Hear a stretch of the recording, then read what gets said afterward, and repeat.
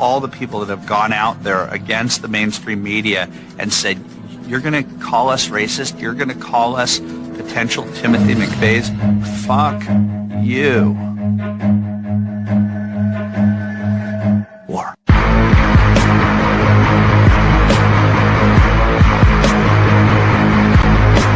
Quite sure he's right.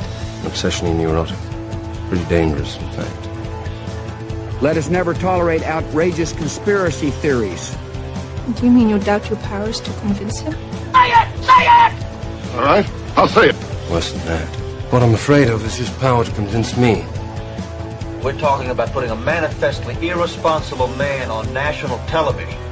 Sweetheart, be reasonable. War. This is the end game.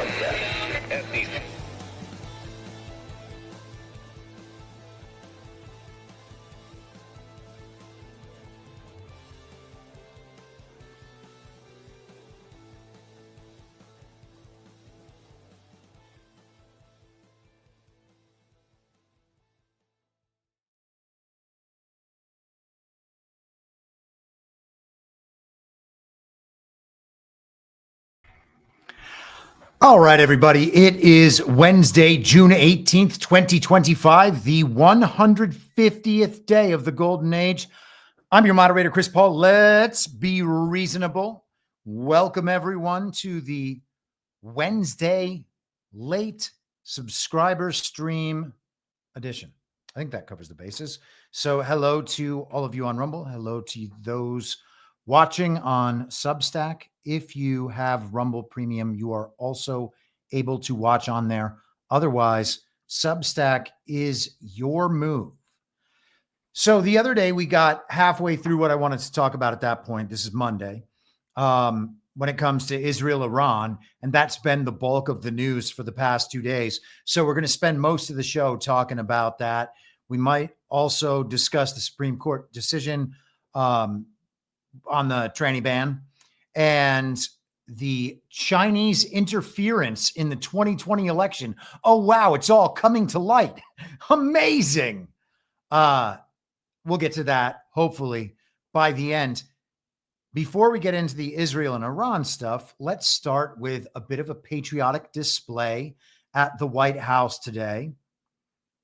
We had a flag raising of sorts, new White House flags. And Donald Trump announced this last night on Truth Social.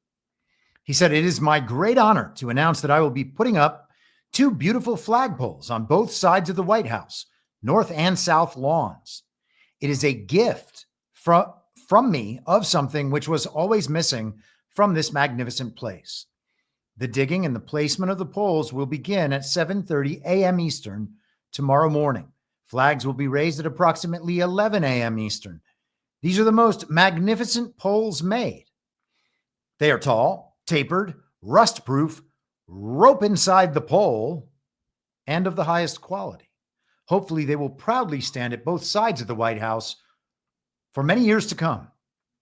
Yes, indeed, for many years to come. And let's take a look at those flagpoles today.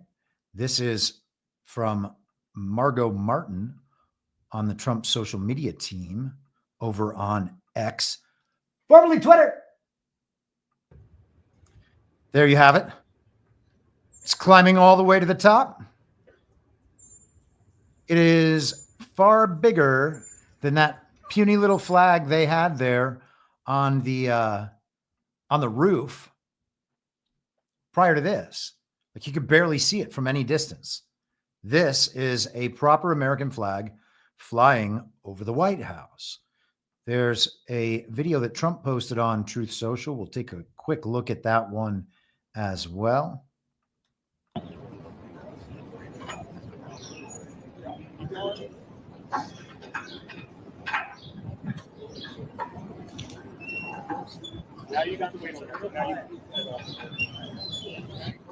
Whatever. There we go.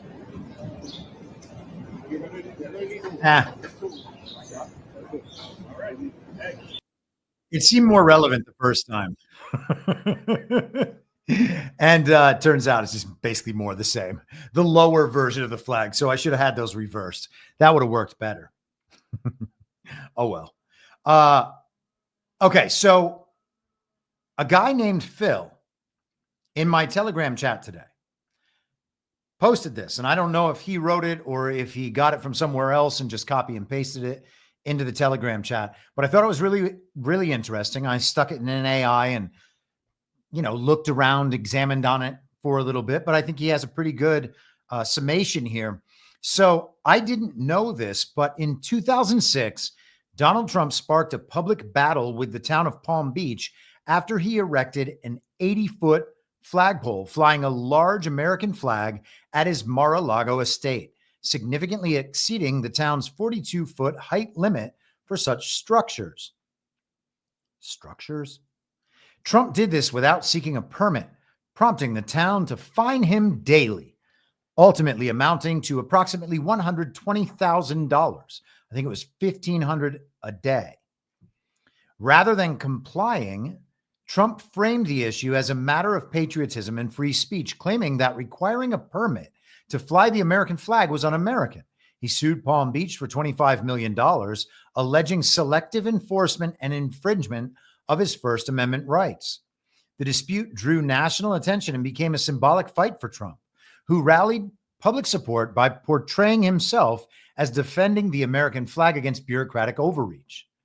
In 2007, the standoff was resolved through mediation. Trump agreed to lower the flagpole to 70 feet and relocate it farther from the property line while the town dropped the accumulated fines. As part of the settlement, Trump donated $100,000 to veterans charities. Observers noted that beyond patriotism, Trump may have used the controversy to gain broader leverage in his ongoing fights to loosen Palm Beach's tight zoning and membership rules for Mar-a-Lago. The flagpole episode exemplified his combative, publicity-savvy style. Well, perhaps, but isn't it amazing how they always come up with some justification for the things that Trump does that have something to do with Trump's ego? You see, he's putting this flagpole up so that he could have a good cause behind which to sue Palm Beach to get their zoning standards changed so that he could do more with Mar-a-Lago. Well, first off, if that's all he was doing, well played. That's very smart. But I doubt that was all he was doing. And I think that it's at least kind of interesting to note that Mar-a-Lago is the winter White House. Trump put a big flag there in 2006, and they had a big problem with it and were willing to make a national issue out of it. That's kind of funny all on its own. But Trump just planted flags on both sides of the DC White House today. And I got to say, I think it looks like the optics would suggest he is marking his territory with that. So judge that one for yourselves. People decoded his flag post last night to suggest that false flags were inbound. Here's the thing. False flags are always inbound. In fact, everything you see on TV is in some sense a false flag. Okay. So, well played, successful match found online. No doubt about it. You saw the flag and you paired it with the word flag. I get it. Very smart. But so far, we have not seen that. By the end of the show, it could be true that they've sunk the USS Nimitz or something. And then we would have a false flag hit. So, hey, could be a good decode. Just hasn't been yet. The flag thing, he's obviously doing something for the show of it. What is the show? I would suggest he's claiming territory. If there is a false flag, I can I think, reasonably suggest he's doing that or both things. But a flag issue at the Winter White House, and now flags going up at the DC White House. Symbolic, if nothing else. Okay. So the other day we were talking about how the military parade signaled a phase shift, and we were going into kind of this final phase, and that Tucker and Eric Trump both appearing on War Room that morning to talk about rhino hunting and to talk about the problems with Fox News and with neocons and with the Republican establishment suggested to me a clear shift. Now, even the media has been talking this week about whether or not the Israel issue would split MAGA. What does that mean? It's not splitting MAGA. There are a lot of people out there trying to take credit for MAGA, what it means to be America first and all this nonsense. But none of those people actually listen to the people who make up the MAGA base. And if you do listen to those people, you'll find out they don't actually agree with neocons. They don't actually agree with the Republican establishment. So when people who are in the Republican establishment try to suggest that they are America first, that they know what MAGA is, well, that's not true. And so Tucker and Trump actually had a war of words this week as they battled that out. Trump saying, I'm the one who started Make America Great Again. I know what MAGA is. In fact, I am the standard by which MAGA is measured. He said, I say what MAGA is. And he's right about that. MAGA is going along with Donald Trump, okay? Make America Great Again is a wonderful principle. But all of these people who think they're smarter than Trump and are going to do a better job of making America great again without Trump, the people who have tried to get rid of Trump for a long time, well, what's the indication that they know how to make America great again? Has anybody ever seen any indication of that? When they have been in control in the past, did they ever make America great again? I would suggest that they didn't. So why would we believe them about what MAGA is? And if they don't know what MAGA is because they're not MAGA and they're only the Republican establishment, well, how is this going to split MAGA? Sure, those people who are aligned with MAGA, but really totally enthralled to the uniparty and supporters of the Republican establishment, ultimately, they're happy that Trump's here now because he makes the libs mad. He owns the libs. He fills up their cups of liberal tears. They're going to go right back to a Republican establishment character once they have ridden Trump out, and they will expect to be in power again. So that part of MAGA can go side with the Republican establishment if they want. It's probably better if they do, so that we at least understand people's true colors a little better. We've been talking about rhino hunting on this show for 3 years now, and now it's coming in to the public spotlight. And what we're seeing with this Israel thing, talk about saving Israel for last. Well, this is the last magnificent sifter for the neocons and for the Republican establishment. We're seeing what the divide is and which side people are going to take. Okay. There are some people who will say nice things about Israel and say, we can't join this war. And they're not all the way there, but at least they're on the right side of things. Then you have the people who are just 100% Israel. Let's go in. Trump's going to go in. That's what he's saying when he says Iran can't have a nuke. No, it's not. So the split is not going to be MAGA splitting unless you want to talk about a little chunk of it going off with the Republican establishment. But when we see how small that chunk is, and then we notice who's actually in the Republican establishment, that's just the end of the Republican Party. Okay. Then it's only MAGA at that point.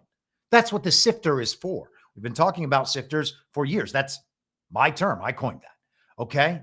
The reason is because Trump is just constantly pouring the base into the sifter and winding the thing and seeing what falls out. Okay. That, and sifters, you're supposed to do that so that everything gets mixed together. But the point here is that people are sifting themselves out of the movement. And so I think we're going to keep seeing that. And the Republican establishment at that point will be toast. So Eric Trump and Tucker went on Bannon. Later that day, Trump went on Tucker And since then, Ted Cruz has gone on Tucker, and we are seeing these divides becoming very cleanly identifiable. Okay. And so let's start with this couple of videos, clips from War Room and the Tucker interview of Steve Bannon. Let me make sure here we are. Let's start here. Does not hold its own people accountable on the most basic Well, we level. say the right. The Republican Party is controlled opposition. Okay, because they've never really put a fight. Let's go back to the three central tenets of Trumpism. You know, immigration, border and sovereignty, trade, and ending forever wars. The official apparatus of the Republican Party hates all three of those and doesn't agree with and doesn't agree with any of them. Still true? It's 100%. This is look what. So those are the pillars. The Republican Party is controlled opposition. He didn't mince words. He didn't make any bones about it. The Republican Party is controlled opposition. Controlled opposition means a uniparty. There's no difference between Republicans and Democrats. So if people out there are talking about Republicans and Democrats, ignore their analysis. It's worthless. Okay. We don't need to hear about the left. We don't need to hear about Democrats. They're all Marxists. They're all statists. They're all collectivists. They're all globalists. That's all it is. All right. They're all the left. So to hear them talk about the left, to talk about Democrats, to talk about Marxists, to take their side on those things, you can say, okay, well, you know, they're making a correct point about these Marxists. The only problem is they're also Marxists and they're trying to identify as not Marxists. That's what they're doing when they go after those people. Okay. When Daily Weimar does their 24/7 trans coverage, who has the wee-wees and who has the hoo-has, they are playing into the controlled opposition dynamic. They are identifying themselves as the better of these two options, but they are still very much the same option. Okay. And so the point is, you can't do controlled opposition without an ostensible opposition, a professed public opposition. That's the entire thing. It's opposition publicly, complicity behind the scenes. And that's exactly what we see. Now, to be MAGA, you have to support all three of those things. And let's just pull Bannon up one more time. Does not hold its own people accountable on the most basic Well, we level. say the right. The Republican Party is controlled opposition. Okay, because they've never really put a fight. Let's go back to the three central tenets of Trumpism. You know, immigration, border and sovereignty, trade, and ending forever wars. Trade, ending forever wars, and the border / sovereignty. They hate all those things. MAGA is all those things and other things as well. I would say election integrity is one of those. The same sort of issue that divides the Republican establishment from MAGA. And Steve Bannon has put down the other three. And we could probably think of some more from there as well. But you should have, if you are MAGA, you should be supporting the president on all three of those things, or be aligned with the president's, you know, what he campaigned on for all of those things. He restated his commitment to ending the forever wars and ending the globalists and neocons in the Middle East 3 weeks ago, while they treated him like a king. And those are his same partners for all of these negotiations in the Middle East. Okay. So everybody involved in the situation knows that that is Trump's commitment, except for the Republican establishment, which is why Trump keeps yo-yoing them back and forth all week. Oh, I'm going to have a national security meeting and I'm about to go strike Iran. Trump about to strike Iran. And it goes out every day. And they're like, Trump's about to strike Iran. There's going to be a statement from Trump tonight about striking Iran. And they get rug pulled and they get rug pulled and they get rug pulled. And by the way, I'm not saying that there will not be a story about Trump striking Iran. There could entirely be a story about Trump striking Iran, and it will be a story. That's all it will be. But I still doubt that we're even going to get that far. Who knows? Maybe we need to hear that the Fordo nuclear facility has been blown up. It's like Top Gun Maverick, except boring. and more fictional. Unbelievable, this stuff. Anyhow, if you're MAGA, you support all those things. If you don't support Trump's position on some of those things, you're not MAGA, okay? You are controlled opposition that identifies as MAGA and then becomes the faithful MAGA person to argue against immigration, to argue against trade, to argue against the end of forever wars. Those people aren't MAGA. It doesn't take being against all of them, everything MAGA. That's not what it takes. It's not being on the team, and that's not on the team, okay? We don't need these people as allies. The people are already a vast and overwhelming majority. And the more people wake up to this corruption, the less of this corruption we will have. And eventually we might be able to get rid of the massive government sprawl and all of these wastes that we have pretending to represent us. These people are treasonous, okay? They can't even prove their own legitimacy in office. We don't need to take them seriously. They need to be removed and rejected. And that's what's happening now.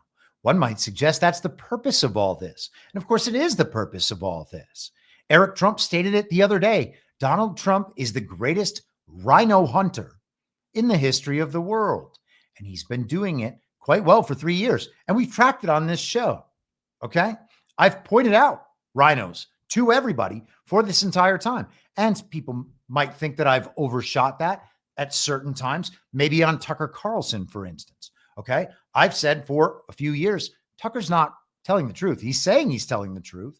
He's saying all these things about himself that sound really good. He's always describing himself for us as a truth teller, but we can also see that sometimes he doesn't tell the truth. And he didn't go hard after election fraud. And that has always been my standard. If that standard is too stringent and Tucker has been just running this slow white hat operation the entire time, then wonderful. Tucker's a nice guy. He's a charming guy. He's a talented TV figure. It would be nice if he was fully on our side. I just don't know that he is. So it's worth expressing doubts. I don't know these people's hearts. I don't know them. They're strangers. Okay. Let's continue with Bannon. This is actually from this morning on War Room.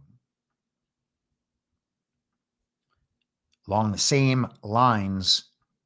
It has to be, we have to take on the deep state. We have to name names, and we have to basically take these organizations and take them apart. And then you're going to unmask everybody in DC that's not really on your side. You're going to unmask all those people that say they're conservative and say they're Republicans. When they start protecting this. Just to let you know, obviously, this is not on War Room. This is on Tucker's podcast. I just mislabeled or was thinking about the wrong thing in my lineup here. You're going to say, well, hang on for a second. This doesn't mean we're a constitutional republic. Trump's commander in chief. This is what a constitutional republic's about. I don't care if AOC is the president later on, or Bernie Sanders, or J.D. Vance, another right winger. Right now, we have a system that's like the Praetorian Guard. It's got its own national security policy. It's got its own reason for existence, and it doesn't care whether it's progressive like Barack Obama or a economic populist nationalist like Donald Trump. And so that is the fight we have to take on today. So unmasking all of these people in DC, again, that's rhino hunting. That's what he's talking about. Unmasking all these people. Oh, look, Ted Cruz is not this rock-ribbed conservative from Texas. Ted Cruz is just some corrupt politician who serves the interests of Israel and tries to cover it with his claims toward Christianity and patriotism somehow. Let us continue.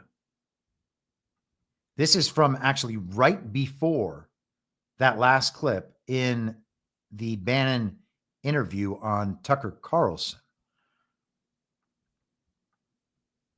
Mountainous. Second part of this, we need American combat sorties. We need American tankers to refuel us. We need the bunker busting bombs, and we need assets. This thing changes all the time. When Tulsi Gabbard's still out there as the last thing publicly said by a senior intelligence official, she said it in March. They don't have a program. They haven't had a program. And Bret Baier asked, that's what Bret Baier asked Bibi on Sunday night. And Bibi said, well, we have new information, new intelligence. Well, hold it. We were told that we gave you exquisite intelligence. You weren't giving us intelligence. Exactly. We have to have a total vetting. And by the way, we need to get a vetting on Ukraine. We need to get a vetting on, was American intelligence involved, because it's a zero probability that without our satellites, without targeting information, without fire control information, there's no chance that the Ukrainians, as courageous as they are, as much valor as they have, could have pulled out something so complicated. And so this is right now the fight. All right. So he talks about this extreme vetting. We need a vetting of the Ukraine situation. We need a vetting of what's going on here in Israel. And he talks about Tulsi Gabbard in her testimony before the Congress a couple of months back, 3 months back, about the presence of an Iranian nuclear program. And here is the clip that went viral the other day. The IC continues to assess that Iran is not building a nuclear weapon, and Supreme Leader Khamenei has not authorized the nuclear weapons program that he suspended in 2003. The IC continues to monitor closely if Tehran decides to reauthorize its nuclear weapons program. So the intelligence community assesses that Iran does not have a nuclear weapons program and may not have had a nuclear weapons program since at least 2003.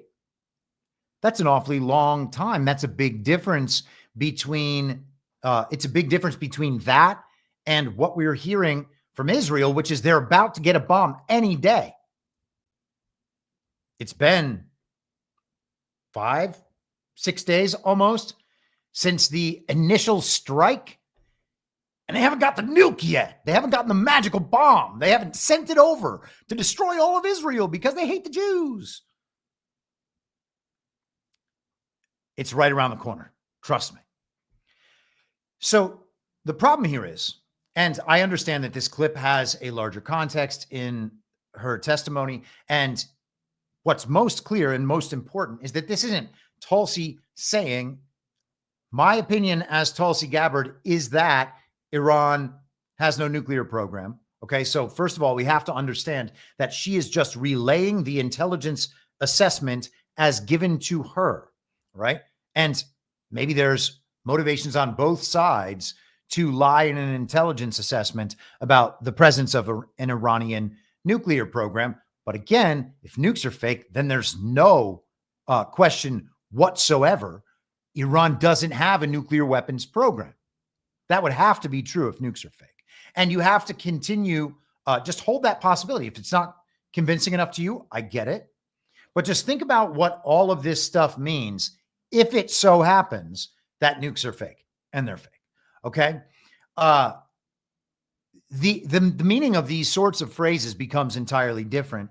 And Trump said this on the plane the other night about Tulsi in response to this. You don't believe Iran should be able to have a nuclear weapon, but how close do you personally think that they were to getting one? Because Tulsi Gabbard testified in March that the intelligence community said Iran wasn't building a nuclear weapon. I don't care what she said. I think they were very close to having one. I don't care what she said. I think they were very close to having one.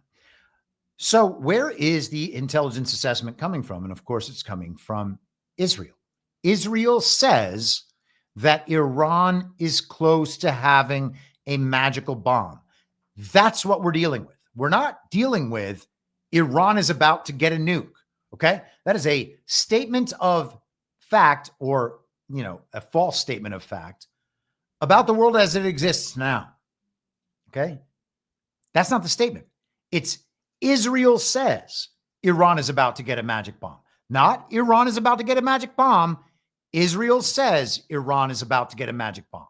So I would suggest that, much like he did in 2020 with COVID, he told everybody it's a hoax. People didn't want to believe that he's a hoax. They called him a science denier. And then he just had to go along with it. Because what are you going to do?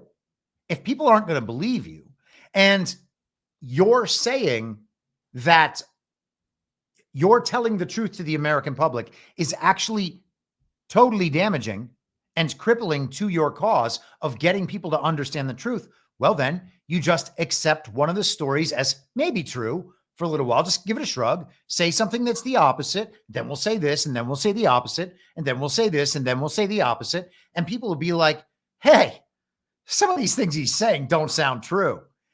And everyone will move in the appropriate direction. That pattern happens over and over and over and over and over and over and over and over and over again.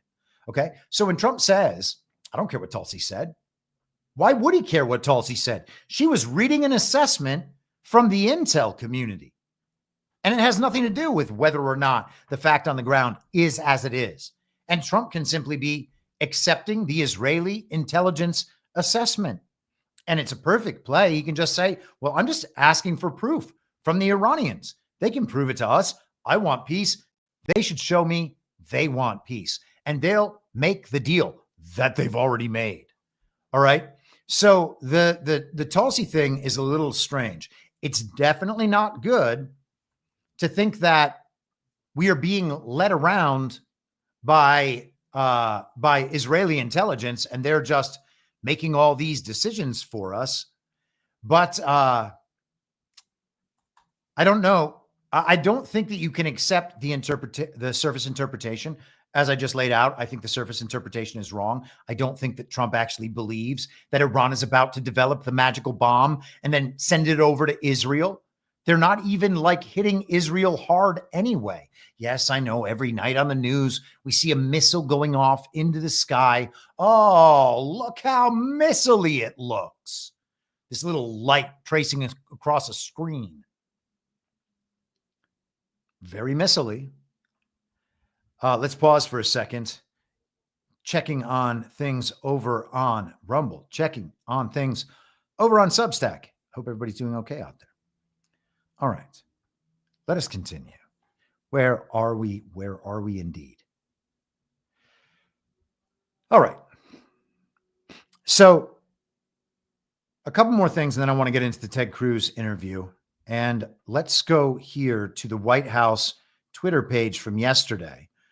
Maybe I should have put this right after the flagpole patriotism, but, you know, c'est la vie, you live and you learn. This is the official White House kind of video montage from the parade on Saturday.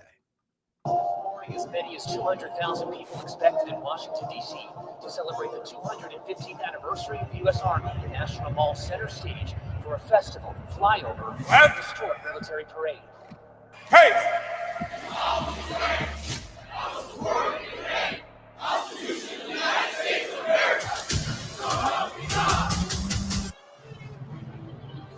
Thanks for their extraordinary service and devotion 250 years later.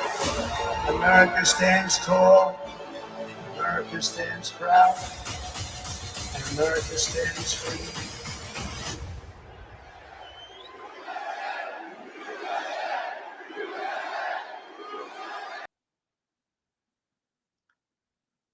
That's a pretty spectacular piece of political advertising. And it wouldn't be wrong to call it propaganda, but it's very good propaganda. And it's very American and very patriotic propaganda, it seems to me. I'm open to that being wrong and willing to be proven wrong at some point in the future. But that's what it says to me right now. Let's keep going. Getting into the parts of the regime that want war. And let's go to from the left side of the uniparty divide, still globalist, still establishment, still collectivist, still statist, still groveling, ultimately Marxist, because it's all the same thing. This is Barry Weiss from Mark Andreessen's The Free Press. Dexter, tell us what exists at Fordo and why this has become the locus of all of the discussion about the war. Well, Fordo is a giant enrichment plant that was, you know, the Iranians never announced that they even had it, and it was discovered by American intelligence sitting in the middle of the desert. I think what's difficult about it is it's under 300 feet of concrete. And so I had a conversation recently with a senior, just former White House official, somebody from the Biden administration. And they said, he said, I don't think that Israel can do this, can destroy Fordo from the air by itself. The United States can do that, with B-2s and B-2 bombers and 30,000-pound bunker buster bombs. But they have to destroy Fordo. But he said, the Israelis might be able to do it if they're willing to put people on the ground. And he said at the time, this official, they are practicing to do that right now. That was like a month ago. He said they're practicing. Yeah, they're practicing. Wow. So I wonder, I'm guessing here based on that conversation, but I wonder if what we're seeing is a kind of a preparation for something like that, where there's a landing of a lot of Israeli soldiers to try to go into Fordo. If in fact, which I think was made clear to me by the White House many, many times, the Israelis don't have enough to destroy Fordo on their own from the air. They have to put people on it. So we have the necessary task. The United States must do this one thing because we have to blow up Fordo. And of course, in the last week, everyone's become an expert on Fordo. You got to get all the details of this super secret underground lair where they're creating the magical bomb. And for that, we have to commit ourselves to indiscriminate killing until Israel says, I guess that's enough now. That's the situation we find ourselves in. And we are supposed to do that on behalf of globalists. Because if we don't do it, we're anti-Semitic. That's the entire extent of the argument. And also because they've hoodwinked the majority of mainstream Christians in this country, they can taunt people with, you're anti-Semitic and you're not really Christian. If you're going to let a globalist or someone from another religion or someone from no religion at all tell you that you are not a Christian, then you're not a Christian. You know what I mean? Like, who cares what they say? It's not their business. Well, A, it's not their business, and they certainly don't know what's in your heart, but you can pretty much tell what's in their heart and how they learned their Christianity, which is out of something derivative of the Schofield Bible. So they're basically just ideologically Jewish Christians. And of course, Barry Weiss is just Jewish, and I imagine Dexter Filkins is. I don't know if Neil Ferguson is, but I do know he's a neocon, and he's married to Ayaan Hirsi Ali. He was kind of adjacent to the intellectual dark web over the last decade. Where are we going now? All right, let's get into Ted Cruz, old Lion Ted. Remember when based in red-pilled influencers were calling him Lion Ted, like Lion? Oh, Ted Cruz, he's our hero. This is why you don't make heroes out of politicians. I don't know the population at all. No, I don't know the population. You don't know the population of the country you seek to topple? How many people living around? 92 million. Okay. Yeah. How could you not know that? I don't sit around memorizing population tables. Well, it's kind of relevant because you're calling for the overthrow of the government. Why is it relevant whether it's, it's 90 million or 80 million or 100 million? Why is that relevant? Because if you don't know anything about the country... I didn't say I don't know anything about Okay, what's the ethnic mix of Iran? They are Persians and predominantly Shia. Okay, this is cute. It's not even... You don't know anything about Iran. So okay, I am not the Tucker Carlson expert on Iran. You're a senator who's calling for the overthrow of the government. You're the one who don't know anything about the country. No, you don't know anything about the country. You're the one who claims they're not trying to murder Donald Trump. You're the I'm one not saying that. Who can't figure out if it was a good idea to kill General Soleimani, and you said it was bad. You don't believe they're trying to murder Trump. Yes, I do. Because you're not calling for military strikes against them in retaliation. And if you really believe that... We're carrying out military strikes today. You said Israel was. Right, with our help. I said we. Israel is leading them, but we're supporting them. Well, you're breaking news here, because the U.S. government last night denied, the National Security Council spokesman Alex Pfeiffer denied on behalf of Trump that we were acting on Israel's behalf in any offensive capacity. No, we're not at all. bombing them. Israel's bombing them.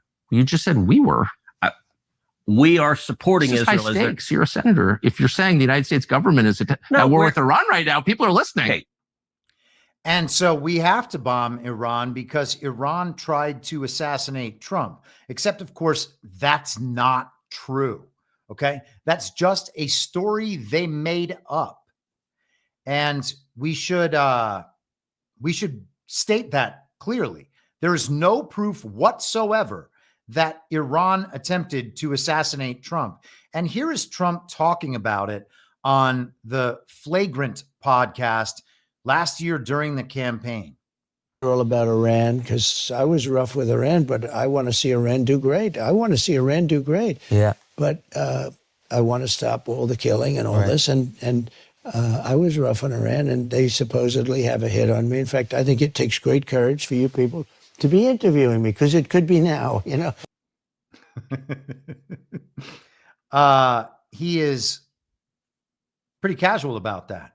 And as Tucker Carlson said, if Iran had tried to assassinate Trump, and you are saying that Iran trying to assassinate Trump is reason for us to strike Iran, why didn't we already do it? Why are we saying we need this Israel magical bomb business to justify attacking Iran? Iran tried to assassinate Trump? Iran as the avatar of global state-funded terrorism, regime-funded terrorism. Okay, well, maybe then they tried to assassinate Trump, but the regime is just the regime. Okay? Iran's not trying to assassinate Trump. While Trump's trying to negotiate with them, Trump's saying in that interview that he wants Iran and the people of Iran to have nice lives. He wants a good relationship with them. All he says is they can't have a nuke. Well, the good thing is neither can anyone else, and neither does anyone else. The British, they can't even use theirs anymore. In Europe, no, they can't launch them. Trump's talking about denuclearizing with China and Russia while Iran's about to get the magical bomb. No, there's just no magical bomb. Otherwise, they wouldn't denuclearize. It would be insane. It would be suicidal to denuclearize. And Trump talked about denuclearization in that exact same interview. Actually, you know what? Maybe it's worth it. I'm going to see if I can find this just real quickly, because I'm pretty sure that I've posted it in my Telegram feed at some points, or maybe many points.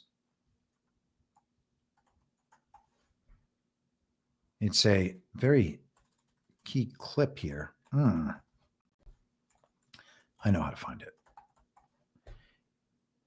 Here we are. No. Damn it! This is the worst hold for processing ever. I've had some pretty okay holds for processing. This is not one of them. It will just take me one more second, and then we will be there.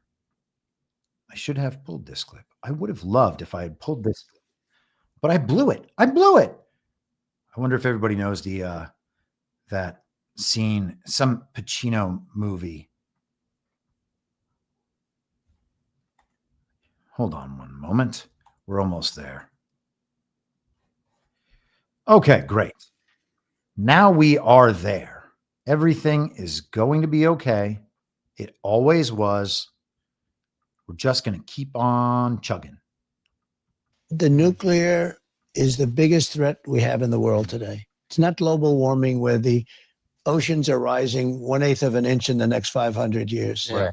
The threat that we have, the biggest threat, is nuclear war. Yeah. You seem concerned about that. I am, because it only takes one.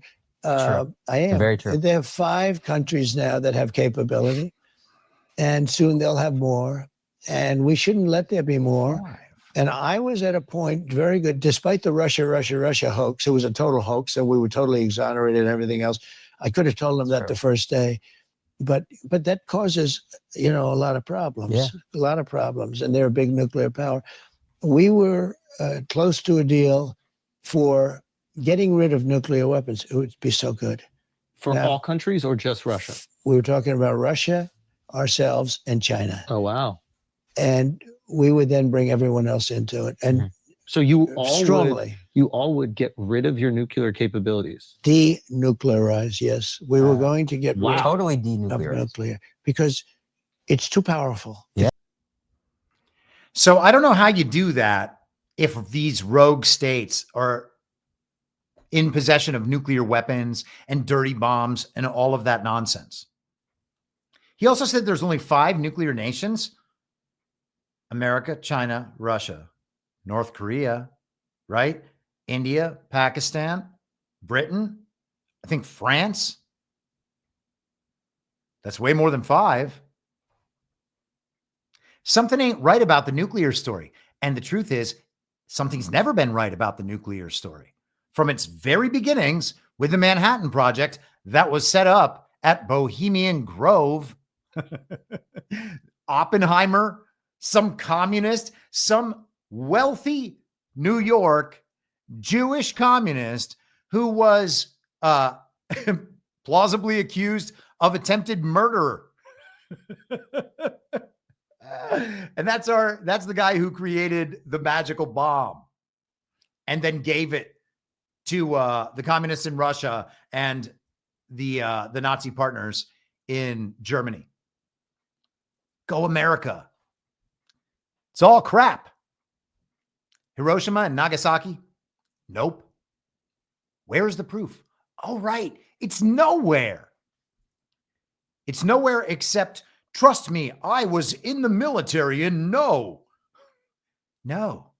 You being in the military doesn't suggest in any way whatsoever that you know the existence of nuclear weapons. It doesn't. Working with nuclear weapons doesn't suggest that you know there are nuclear weapons, because none of them went off, okay? You might have gone through a big ceremony every day to worship the weapon and make sure that it's properly respected and doesn't get upset and just blow up and kill everybody.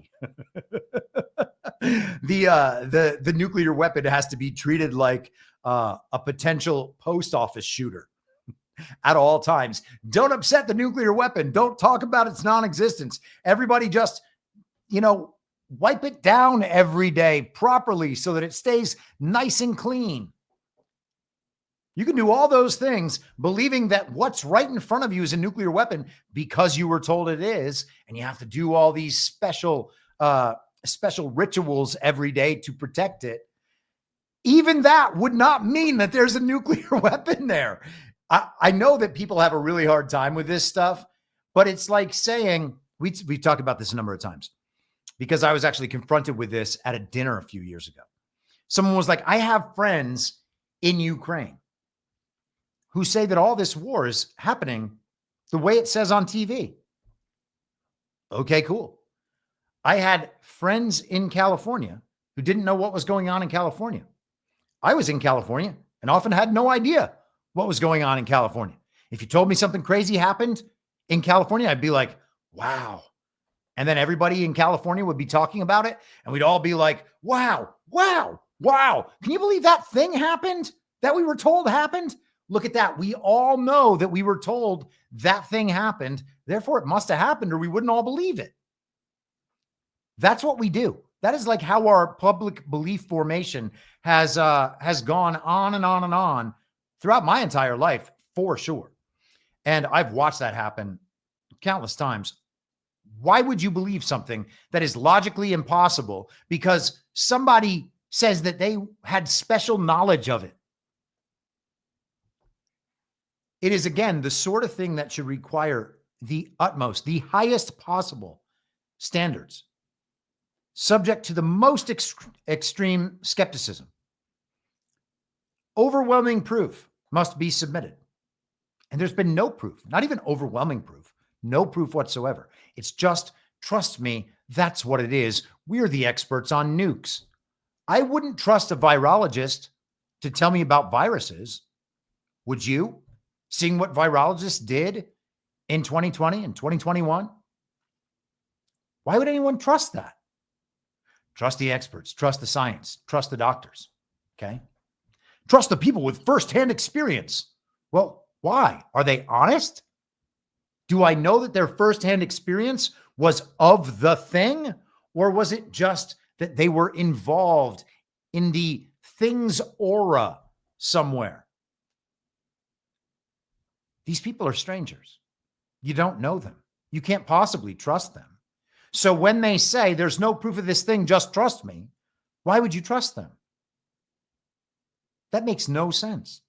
The most obvious piece of advice in the world should be don't trust strangers. And when the importance of what they're asking you to trust them about escalates, trust them less. All right. It should already be 0. But as soon as they start telling you, oh, there's something important, you got to trust me, it's like, no way. Get out of here. Overwhelming proof, or get out of here. And stop saying that nonsense. I'm not believing it. I'm going to encourage other people not to believe it. And you're going to sound like a liar. So produce your proof. And there's no proof. And there's never been proof. And there's never going to be proof. And again, it doesn't matter what the television says. The television could say right now that Iran just nuked Israel. And it won't be true. Okay? And we're going to find out it's not true. And TV might make the grandest display it could ever make to convince absolutely everybody that it's telling the truth. But it's not.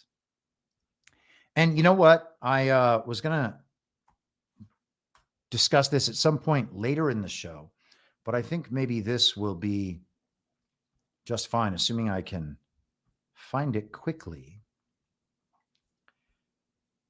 So yesterday, there was a Sean Ryan post on X, formerly Twitter. Sean Ryan is the former CIA contractor who hosted that interview with General Quast a couple of weeks back. And I posted this on Substack and on Truth Social and on Telegram. So here is the Sean Ryan post, okay? He says, I fought in enough fake wars. I think I'll sit this one out. I'll bet upwards of 99% of the people that fought with me share the same sentiment. So he's essentially talking about everyone in the military and his fellow CIA contractors, okay? I fought in enough fake wars. That's a bold statement. That's a big statement. There are fake wars. So here's my post from Truth Social. To which fake wars is Sean Ryan referring? How can you tell you're in a fake war? Can other people tell too? Are some people fooled? Which ones were real when they happened? Which wars? Are they still real now? Which ones are real now? No one can tell. Not me. Not you. The obvious and only intelligent thing we can do upon admitting we don't know is refuse to believe stories being told to us by wealthy, powerful people who lie constantly in order to exploit us. If false flag events are used to get us into war, then the war is obviously unjust. This is not even questionable. Any case made otherwise is desperate rationalization because people refuse to believe that they've been wrong and have supported the atrocities which we claim we oppose. When we realize we've made huge mistakes, the best thing to do is not keep making those mistakes on the assumption that no one ever noticed and no one ever will. Making the same mistakes again, now knowing what those mistakes have cost us, what it means about us, is not smart or tough or based or conservative. It's only dishonest. The people doing this are a bunch of groveling statists vying for power who think they've been right the whole time because their powerful friends have kept supporting them. It's the same people taking the wrong side in all the sifting ops. Strangers on TV are not our friends, no matter how much they make us no matter how much they make us feel like, I can't believe that I left that word out. I thought I proofread this. Strangers on TV are not our friends, no matter how much they make us feel like we've been right the whole time too. And that is often just what they're doing, making us feel like we've been right, like we're the smart ones. Look at that. The libs are wrong again, and all of you guys are right. If you believe Fox News when they tell you you're right, even though you know that they're trying to hoodwink you, something's not working upstairs. Let's keep going with this. It's time to dispel the notion that the TV would not lie to us about the most important things. Of course, they lie to us about the important things. All the other lies exist to support the lies about the important things. Of course, they lie us into wars. And of course, they do everything in their power to convince us their lies are true. We aren't smart when we fall for the latest hoodwinking faster than everyone else does. That's the opposite of what smart is. We are granting the most evil people in the world moral license to kill indiscriminately.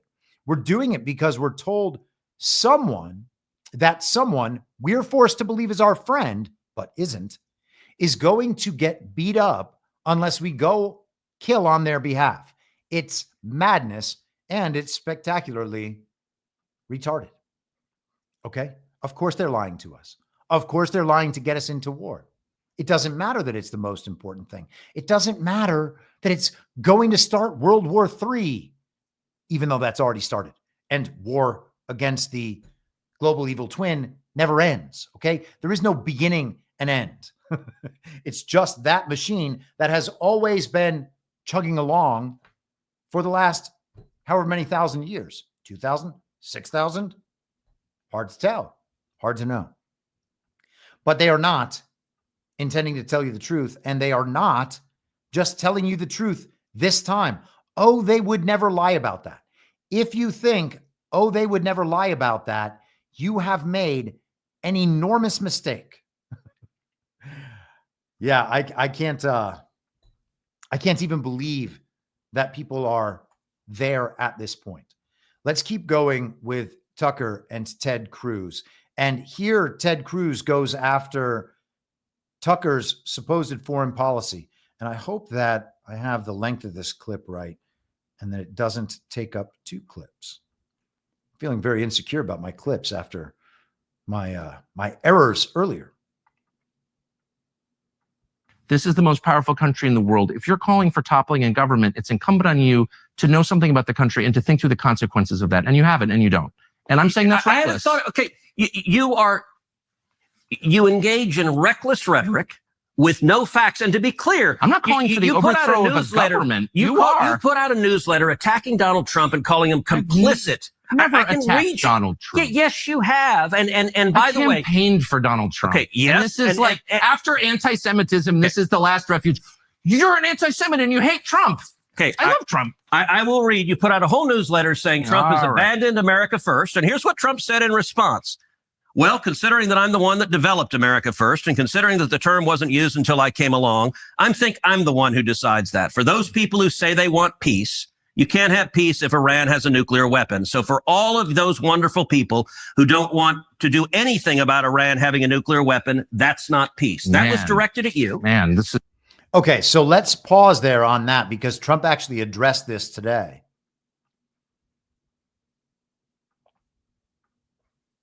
Have you seen the Tucker Carlson and Senator Ted Cruz interview? It seems like this issue on whether or not the United States should strike is kind of dividing a lot of your supporters.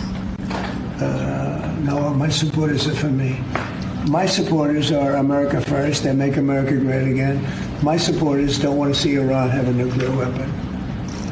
Tucker's a nice guy. He called and apologized the other day because he thought he said things that were a little bit too strong, and I appreciated that. And Ted Cruz is a nice guy. I mean, he's been with me for a long time. I'd say once the race was over, he's been with me ever since, right? But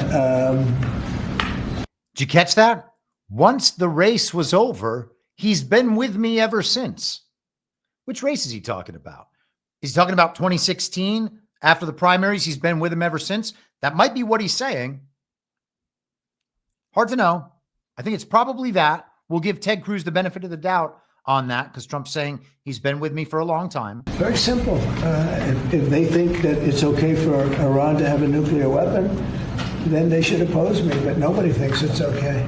people that don't want, I don't want to fight either. I'm not looking to fight.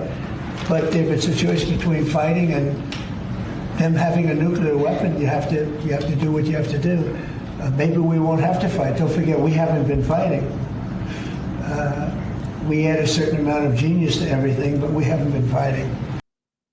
We add a certain amount of genius to everything, but we haven't been fighting. So we are not fighting on Israel's behalf right now, even though Ted Cruz said that the other day. And it's got to be we, because America and Israel are the same thing in the mind of the establishment Republican, in the mind of the globalist, in the mind of the neocon, in the mind of the AIPAC employee. Let's continue with that clip. You got me. Busted. No, I'm just saying. Look, my views. Look, I like Trump. I campaigned for Trump. I know Trump. I talked to him last night. I'm not against Trump, and you know that. But you're against his foreign policy. I think that we should be very careful about entering into more foreign wars that don't help us when our country is dying. When you say and our don't country help is us, dying. Look, yes, focus on our country. I'm all for it. But the naivete. You don't even know how much money this costs. You don't know anything about the country whose government you want to overthrow, and you're calling me reckless. I want to stop a lunatic who wants to murder us from getting nuclear weapons that could kill millions of Americans. Fair. You say, I can't see how that benefits America in any way. That is bizarre. And by the way, bizarre. Isolationism, your foreign policy is the foreign policy of Jimmy Carter and Barack Obama. Oh, absolutely. And it doesn't work. Yeah, I'm a big leftist. This is so silly. I'm Jimmy Carter and Barack Obama. Okay. Let me just say one last thing. So how is your foreign policy different from Jimmy Carter's? Seriously. Please. But I asked that question seriously. I don't even know what you're talking about. Jimmy Carter? So what century is this? I am the product of the last 25 years, watching carefully, being involved in the periphery, and I see an unending string of foreign policy disasters that have impoverished and hurt our country. Unending string. Unending string. They would include Afghanistan, Iraq, Libya, Syria, and our inability to stop the Houthis, by the way, in Yemen, which exposes us as weak, and I grieve over that. So these are failures. You helped preside over some of them as a member of the Senate. What failures, foreign policy failures, have I presided over? Well, we were unable to beat Russia in the war that you supported against Russia. You've been spending the last 3 years telling us that Vladimir Putin is evil and we're going to beat him with other people's children, and 1 million of those kids are now dead. You've never apologized for that. That was a full failure. By the way, look, the level of number of falsehoods you lay out just in one statement are rather. You haven't supported the war against Russia? Are rather stunning. So the war against Russia was caused, which I have explained at great detail, by Joe Biden's weakness. But you supported the war. If you want to talk, we can talk Russia and Ukraine. I'm happy to talk about it. Do you think that's been a success? No, it's been an absolute disaster. Okay, but you supported it. Shouldn't you apologize? No, you should apologize. I'm not going to engage in the demanding of apologies. So I'm like, that's my point. Is all these failures and no one ever says I'm sorry? Matter, or do you just throw out if you want to talk, we can talk. Okay, I do. I want to know why that seems like a true disaster for the United States. Ted Cruz is broken. I don't know how Ted Cruz goes on to have a political career after this interview, to be perfectly honest. I mean, maybe he's just joking around. I think you could suggest that Trump and Tucker were probably doing their back and forth. There might be a little kayfabe in there. And you saw people get really angry at Tucker, which brought Tucker right to the forefront for the entire week, and he stayed there the entire week. Trump blew him up, that little argument. Oh, look, we're on Trump's side, says all the neocons. Sean Hannity actually did cleanup duty for Ted Cruz last night, having him on the show so that Ted Cruz can look based and red-pilled before the Fox News audience after getting embarrassed in front of the entire internet. Ted Cruz is broken. You're going to have to replace him. Hey, Texas, get a new senator. All right. Well, now you need two because they got John Cornyn contesting Ken Paxton. Hopefully that'll go a better direction. But Ted Cruz is toast, and it only gets worse from there, which is crazy. It can't possibly get worse, but it does get worse. Growing up in Sunday school, I was taught from the Bible, those who bless Israel will be blessed, and those who curse Israel will be cursed. And from my perspective, I want to be on the blessing side of things. Of those who... Wait a second. Does is that what you have to guide your life by? That specific phrase right there. You have to guide your life by that? You have to make foreign policy decisions by that? Are you sure you got taught the right thing in Sunday school? Who bless the government of Israel? Those who bless Israel is what it says. It doesn't say the government of, it says the nation of Israel. So that's in the Bible. As a Christian, I believe that. Where is that? I can find it to you. I don't have the scripture off the tip of my... You pull out the phone and use the Google. It's in Genesis. But so you're quoting a Bible phrase. You don't have context for it and you don't know where in the Bible it is, but that's like your theology? I'm confused. What does that even mean? Tucker. I'm a Christian. I want to know what you're talking about. Okay. Where does my support for Israel come from? Number one, because biblically we're commanded to support Israel. But number two, hold on. I'm not holding on. Hold on. You're a senator, and now you're throwing out theology, and I am a Christian, and I am allowed to weigh in on this. We are commanded as Christians to support the government of Israel? We are commanded to support Israel. And what does that mean, Israel? We're told those who bless Israel will be blessed. But what, hold on, define Israel. This is... I think that he's talking about Genesis chapter 12, verse 3, that says, I will bless those who bless you, and whoever curses you, I will curse. And all peoples on earth will be blessed through you. And I guess that is meant to be Israel and not Abraham somehow, even though he's saying it to Abraham. And that just means then everyone who is descended from Abraham is meant to be blessed. Well, that takes all three major religions, doesn't it? Isn't that Judaism, Christianity, and Islam? I'm not the biblical scholar. Someone in the chat can certainly yell at me if I'm getting it wrong, but that seems right. Also, the entire New Testament is about the separation between the worldly and the godly, the old covenant and the new covenant. And Ted Cruz is doing old covenant stuff. The old covenant, well, that's the Judeo in Judeo-Christianity. Let's keep going. Important. Are you kidding?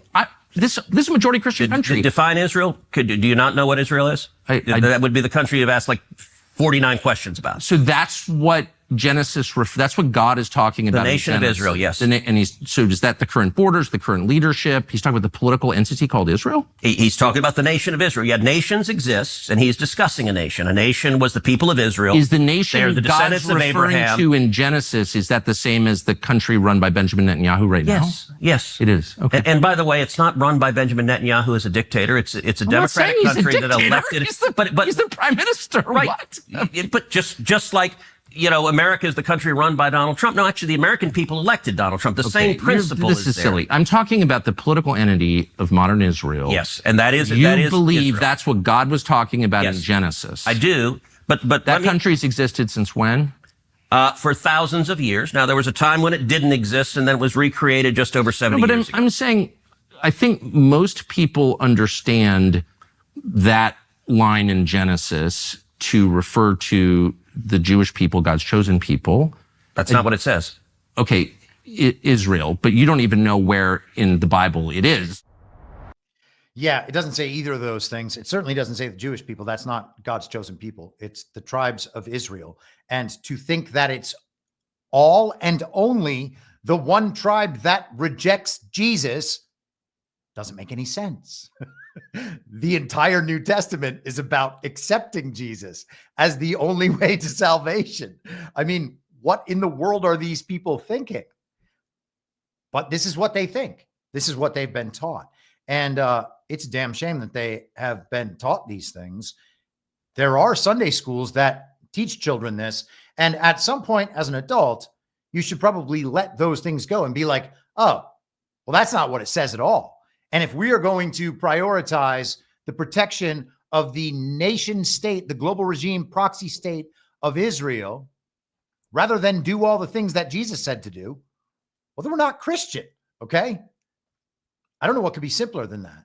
But Ted Cruz thinks that he has found the secret code, I guess. And so do all neocons. And so do all establishment Republicans and globalists. This is where globalism comes from. Of course, they had to attempt to invert Christianity just like they invert everything else.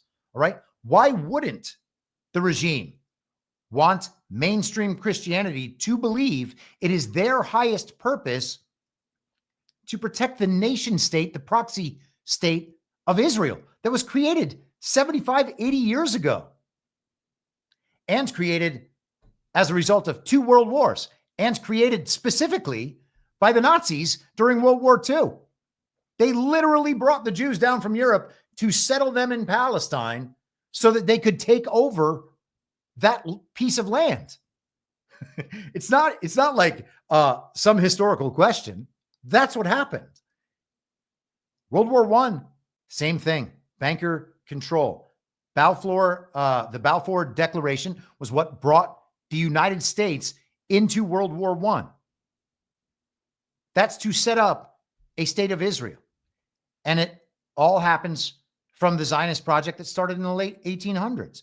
Early 1900s, Schofield Bible introduced, and over the last 118 years, something like that, it has totally changed the American mainstream Christian understanding of what Israel is all about and what the responsibility toward Israel is. Let's keep going. Ted Cruz, conservative Christian, unable to answer basic questions about pretty much anything, and sounds, by the way, like a fool. Here is Steve Bannon about Ted Cruz today. Cruz, yo, dude, I'm not exactly the churchiest guy in the world, and I know you're, Mr. Bible. When you talk about the Genesis thing, isn't our Lord and Savior Jesus Christ the new covenant? Now, I'm a Catholic, and the Catholics, as everyone knows, are not as intensely into the Bible. I think that's changing now, but particularly when I was raised. But in the Mass, the Catholic Mass, at the most solemn part, the new and everlasting covenant. This whole thing, it was one of the most bizarre things I've ever heard in my life. A grown man that professes to be a Christian. The New Testament is obviously very important. It's one of the foundational elements. But the New Testament's called the New Testament for a reason. Jesus Christ, our Lord and Savior, is the new covenant. A new covenant was made. And is that the reason for Israel? Look, we're one of the biggest defenders. I think we're one of the biggest defenders of Israel and the nation of Israel around. But this can't go on. It can't. It's not helping Israel. He's part of the thing there. The guy, promotes himself inside of Israel as a manipulator of American presidents, a manipulator of the American political process. That's got to stop now. Has to stop. For the good of Israel, it has to stop. So how about that? Steve Bannon has called himself a Christian Zionist for the last few years, which is a narrative shield against the claims that he is anti-Jewish, anti-Semitic, anti-Israel. Everybody in his audience knows that Steve Bannon believes the nation state of Israel, as it exists now, should be allowed to continue existing. And it seems like that's probably what's going to happen in the future. There will be a two-state solution of some kind, and it's not going to be the greater Israel takeover of that part of the Middle East, okay? But there's probably going to remain an Israeli state of some kind, and we shall see if that's true or not. It's possible that there'll be none. The lines on the maps are being redrawn to how they were prior to World War II, and maybe further back than that, depending on what part of the world we're talking about. But they're certainly going back that far to the lines that were changed as a result of World War II. And Israel wouldn't exist if it weren't for 2 world wars and the Nazis transporting Jews down to Palestine. It just wouldn't. And so Steve Bannon there, again, I don't know, he is making the same point I'm making. Ted Cruz sounds like a fool. he's even stating clearly the New Testament case, which is as conclusive as it gets, that he is not bought off by Israel. Okay? If you're making that case, that is the destructive case to their movement. All right? It's not the anti-Semitism. That doesn't destroy them. That makes them stronger, because it means other people out in the world can see the threat that they're talking about. Okay? The overt anti-Semitism makes them stronger. Believing that Jews control everything makes them stronger, and it makes us weaker. They do control a great many things, but it ain't just Jews. Okay? It's people who focus on the worldly rather than the godly. And if you want to say those people are ideologically Jewish, I would agree with you about that. But it's not an ethnic group that's the problem. Okay? A lot of people don't even believe that these people who call themselves Jews are even Jews in the first place. They're not even descended from the land that Ted Cruz thinks is Israel, even though Israel is the 12 tribes. Okay? So none of this makes any sense. And all of it has just been taken for granted by the Republican establishment for so long, because mainstream American Christianity won't stand up and say, hey, that's not true, except in, the small numbers that form the tightest portion of the Trump MAGA base. Okay. There are Trump supporting conservative Christians who want a conservative American culture and a Christian oriented American culture, who will stand up and say that stuff all the time. But mainstream Christianity has not done that. And I am pretty happy, and I think that probably many of you are pretty happy, that this is finally coming out in public and being discussed in public, and that these issues are going to be settled in the right direction. It seems like that's where we're going. One more clip from Tucker and Ted Cruz. Every one of these is more damning than the last. Never taken money from the Israel lobby, have you?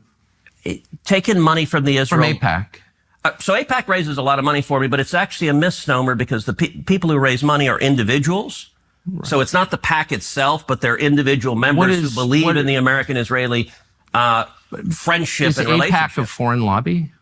No, it's an American lobby. It's the AIPAC stands for the America-Israeli Political Action Committee. What does it lobby for? So, to be honest, not a whole lot effectively. Listen, I came into Congress 13 years ago. Yes.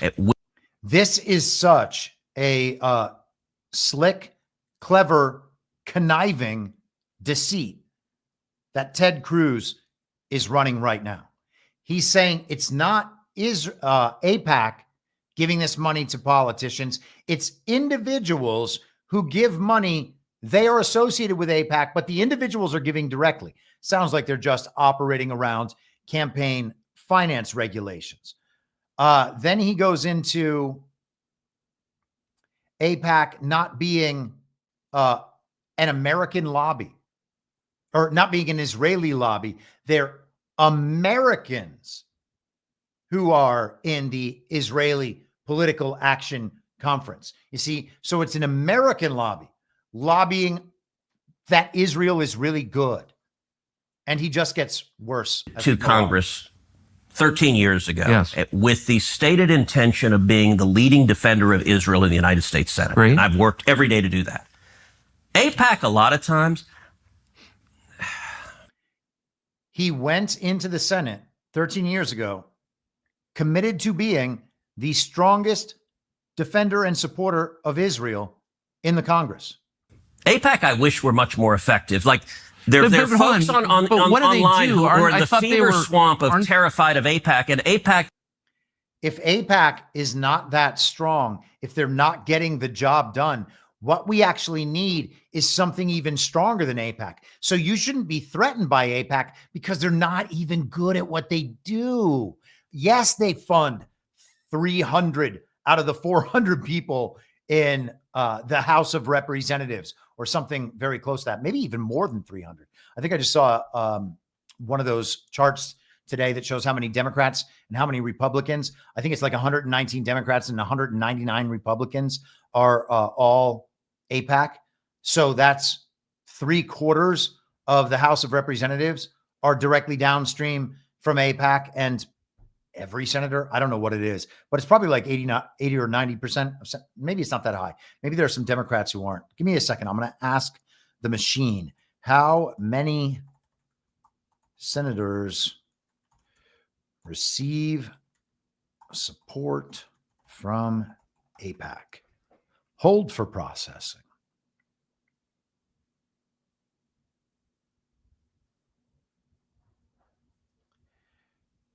$361 pro-Israel and Democrat and Republican candidates. This was in 2023-24. Don't know what that means. 361 spans both chambers. They don't publicize it exactly. It's safe to infer that a majority of U.S. senators receive support from AIPAC in a given cycle, typically well over 50 out of 100. There's another guess that it could be 70 plus, according to ChatGPT. So they control 3/4 of the House and 70%, almost 3/4 of the Senate, but they do their jobs badly. So they barely have any influence at all. And Ted Cruz wants you to believe that, because Ted Cruz is a Christian conservative who just tells the truth all the time and is very, very smart. I'm not terrified of AIPAC at all. You're the one who seems a little uncomfortable when I'm asking. No, not uncomfortable at all. I'm just asking what AIPAC does. My understanding, having known a lot of people who work at AIPAC, is that it lobbies on behalf of the Israeli government. Wrong. Oh, okay. It's when was the last time AIPAC took a position that deviated from Prime Minister Netanyahu? All the time. Name one. Okay. Let me go back and give a little history. If you want to do a deep dive on AIPAC, I don't. I want to do a shallow dive that gets. No. I want to get to the core question. AIPAC is lobbying for a foreign government, and I don't. It's not. No. It's lobbying for the United States. It is lobbying for a strong U.S.-Israeli relationship. Okay. So it's not has nothing to do with the foreign government. It wants America and Israel to be closely allied. Okay, but it's lobbying on behalf of the interests of another country. So that's not true at all. And if it's not true. No. And how much? They're actually lobbying for America's benefit.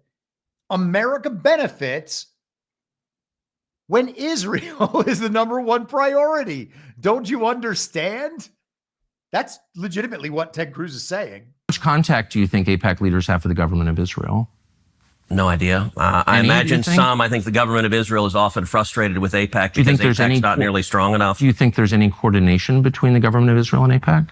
Do they talk? Sure. If you're lobbying for more U.S.-Mexico trade, would you talk to people in the U.S. and Mexico and the government? Sure. Like if.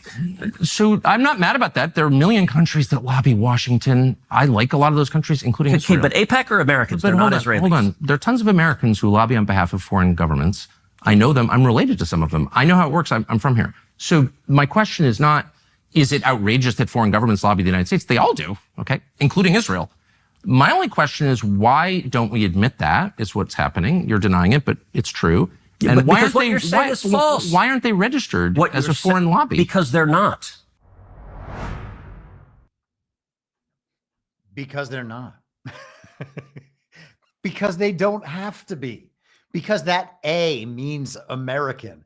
And also they're so bad at their jobs. They're so ineffective. I don't know why you're worried about them. They're just like this paper tiger. That's why they just hide off in the corner. They're not really getting anything done. That's why they're so secretive about what they are doing, because it's nothing. Ted Cruz is a liar. Okay. Can you see that Ted Cruz is a liar? And beyond Ted Cruz being a liar, he is operating in a legalistic manner. He is trying to play semantics to get out of certain points. He's trying to use obfuscation to get out of certain points. Ted Cruz is ideologically Jewish. I don't know what to say. Mainstream Christians are mostly ideologically Jewish too. The number of ideological Jews far exceeds the number of Jews who call themselves Jews. In fact, they might even have a majority. They're like, no, we're only 3%. Okay. Let us continue with Ted Cruz. Here is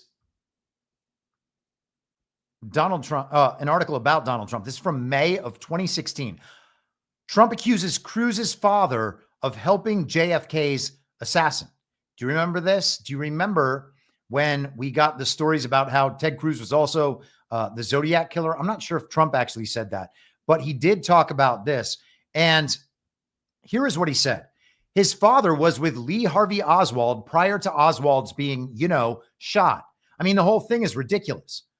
What is this? Right prior to his being shot, and nobody even brings it up. They don't even talk about it. That was reported, and no one talks about it. I mean, what was he doing? What was he doing with Lee Harvey Oswald shortly before the death, before the shooting? It's horrible. And so this is after Rafael Cruz, Ted Cruz's father, had used the pulpit to court evangelicals for Ted Cruz. This is what he said about Cruz and about Trump.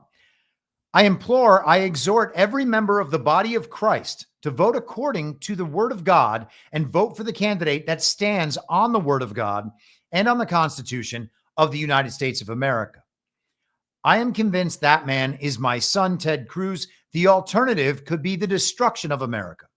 Asked to respond, Trump called it a disgrace. I think it's a disgrace that he's allowed to do it. I think it's a disgrace that he's allowed to say it. Okay? So Ted Cruz's father from the pulpit, using the imprimatur of God's word to support Ted Cruz, which again is against campaign finance. I think that there's something with campaign finance. You're not allowed to support political decision. You're not allowed to advertise political positions from the pulpit. Oh no, you know what? It's not campaign finance. It's the 501c3 status, their tax exempt status. Okay. And so then they just say, well, that's not what we're doing. And of course it is what they're doing. So Rafael Cruz, we're told, is just like some pastor. He's just a church guy. And so I did a little digging on that today, because when Ted Cruz is getting blown up this hard in public, you got to think about what other claims Donald Trump has made against him. And the JFK assassination thing, if he was actually with Lee Harvey Oswald, well, that would be kind of important, wouldn't it? And then you go back and you think about where Rafael Cruz is from. It turns out he's from Cuba. And when he was in Cuba, he was a bit of a political activist. He was a supporter of rebels going against Batista, who was replaced with Castro. And then Rafael Cruz left Cuba with Batista's approval. Okay. So he was clearly tied into something there. And then he ends up in the American South, Louisiana, and Texas, and was with Lee Harvey Oswald, potentially. That's worth knowing about. That would indicate that there is a very strong likelihood that Rafael Cruz was actually himself a CIA asset, not only in Cuba, but brought to America as a thank you for that and given these prominent positions. And lo and behold, his son is a senator just because he's a really good lawyer. Don't know what you want me to say. Make of that whatever you wish, okay? I think we will probably find out more about Ted Cruz and his father at some point. All right, checking on everybody to make sure no one is losing their minds. I hope I'm not going too hard today. I think that I can't possibly go too hard for my audience, but you never know. You never know. We're talking about some sensitive subjects here, and I know that they make everybody's racism triggers fire and religious triggers fire, and it would be better if we could just get over all of that, because it's all very stupid. All of that pressure and that backlash is to keep you in the corner where you're supposed to be, to keep you from saying the things that actually make the system crumble. Okay. There are certain fundamental, not truths, but certain fundamental falsehoods that must be accepted as truth for membership in the party of false decorum, for membership in these political establishments. Okay. When you're talking about politics, you had better be firmly within the controlled opposition dynamic for everything. And Ted Cruz very much is that. All right, so let's talk a little bit about this philosophy that Ted Cruz is supporting. And we're going to go to last Friday, Benjamin Netanyahu. We're going to get back to hopefully run quickly through the stuff that I didn't get to on Monday so that we can better understand this story in full, all the major pieces as they unravel, because every one of these pieces is unraveling. People are learning about all of these different verticals within this issue, all these different points that must be dealt with and refuted and understood. This is from the Telegraph on Friday. Netanyahu calls on Iranians to rise up. He wants them to overthrow Tehran's evil and oppressive regime. He is appealing to the Iranian people. He says, as we achieve our objective, we are also clearing the path for you to achieve your freedom. He added, our fight is against the murderous Islamic regime that oppresses and impoverishes you. This is your opportunity to stand up and let your voices be heard. Man, it sounds like a military, a neocon military adventure. They want to overthrow the regime. That is just straight up regime change. Netanyahu calling for regime change because they are feeling threatened. Now, he had some backup there, of course, from a very likely source, that being one of the chief neocons, Lindsay Graham. Here we are. He's joining Fox News of all places. On the largest state sponsor of terrorism in modern history. We got a chance to end the threat to the state of Israel forever by replacing this regime with something better. And I do believe the biggest winner of the Ayatollah leaving would be the Iranian people. So pray for our troops in harm's way. There are risks associated with any operation. They join the military to keep their country safe and to make the world a better place. And taking on the Ayatollah does both. To our friends in Israel, we have your back. We're praying for success. You've tolerated too much too long into the world. You have normalized trying to kill the Jews. When Israel's attacked, nobody says a word about it. If France were attacked, what would the French do? What would we do? So the days of expecting Israel to sit on the sidelines and not go to the heart of the beast are over. Take this regime down, make the world a better place. Well, they took themselves down. Donald Trump, I mean, God bless him. He's given them every opportunity. Look what he was able to pull off with India and Pakistan as that situation was heating up. Pretty remarkable. All right. So I want to jump from there to Netanyahu's speech that he made once these attacks were launched. And I need to find, here we are. This was actually very difficult for me to find the other day. For whatever reason, the search engines weren't pulling up the quote that I needed. And I was wondering if there was some particular reason why I was being denied on my search attempts. And what I was searching for is Netanyahu repeating the phrase, if a man comes to kill you, rise up and kill him first. And he said that that is in the Bible. He said, the Bible says, if a man comes to kill you, rise up and kill him first. That is not what the Bible says. Okay. The Bible definitely does not say that, but the Babylonian Talmud does say that. And so Netanyahu went and communicated. He's communicating to Israel, but he's also communicating to America. And he's saying, hey, Christians, your Bible says that we have the right to use violence preemptively because we are threatened. And protecting us is the most important thing in your world. So therefore, the Bible says we are allowed to do this. And I suppose if you are afraid to question Benjamin Netanyahu, then perhaps you might actually believe that. Here is Netanyahu. Hold on. If this will pull up. There we are.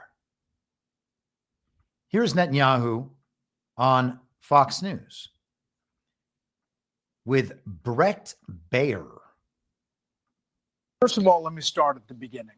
Why did you launch this operation now? Because we were facing an imminent threat, a dual existential threat. One, the threat of Iran rushing to weaponize their enriched uranium to make atomic bombs with a specific and declared intent to destroy us.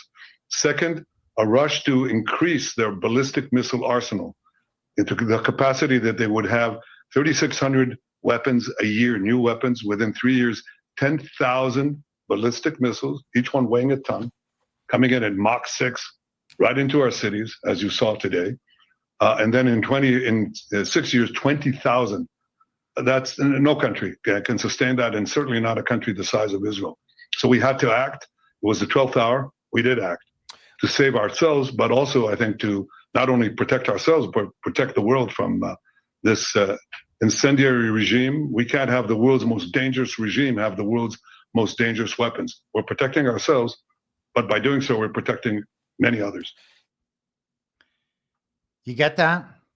The threat is definitely going to be real.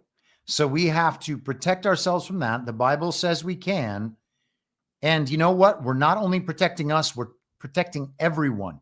Here's the transcript from Netanyahu's speech. Took me a second to find that link. He says, today, Israel has shown that we have learned the lessons of history. When enemies vow to destroy you, believe them. When enemies build weapons of mass death, stop them. As the Bible teaches us, when someone comes to kill you, rise and act first. This is exactly what Israel has done today. We have risen like lions to defend ourselves. Now, this could be too specific and too semantic, but we should at least consider whether or not he means when he says, as the Bible teaches us, that the Bible says that thing, because there is some ambiguity here, right? I think that that's probably what he means and what he's doing. Or he's saying we as Jews should have been taught from the Bible that we had better act this way. That could be even a darker interpretation. And I think that there's a low possibility that that's what he meant. I think he probably just meant, hey, this is in the Bible. This is what the Bible says that we're supposed to do, so that he could hoodwink Christians, maybe intentionally. Maybe all of this stuff is just a comms program so that people wake up to all these things. Doesn't matter as far as I'm concerned, as far as you're concerned. These are the raw materials. We're going to use these raw materials and try to wake up as much as possible. Let's keep going. I think that we have, okay, good. We are clear of that subject. Let us go to Donald Trump on Truth Social. This was Sunday evening. And again, as I said, I'm trying to catch up on some of the stuff that I had prepared for Monday's show, because I think it's important in the chronology of this whole thing, trying to understand the event comprehensively. Iran and Israel should make a deal and will make a deal, just like I got India and Pakistan to make. In that case, by using trade with the United States to bring reason, cohesion, and sanity into the talks with two excellent leaders who were able to quickly make a decision and stop. Also, during my first term, Serbia and Kosovo were going at it hot and heavy, as they have for many decades. And this longtime conflict was ready to break out into war. I stopped it. Biden has hurt the longer-term prospects with some very stupid decisions, but I will fix it again. Another case is Egypt and Ethiopia and their fight over a massive dam that is having an effect on the magnificent Nile River. There is peace, at least for now, because of my intervention, and it will stay that way. Likewise, We will have peace soon between Israel and Iran. Many calls and meetings now taking place. I do a lot and never get credit for anything, but that's okay. The people understand. Make the Middle East great again. Make the Middle East great again. Okay, wow. I actually want to I think that this could be interesting. I at least want to see a map. What dam are Egypt and Ethiopia fighting over? I have not ever dug into this particular issue right here, but I think it's the Grand Ethiopian Renaissance Dam.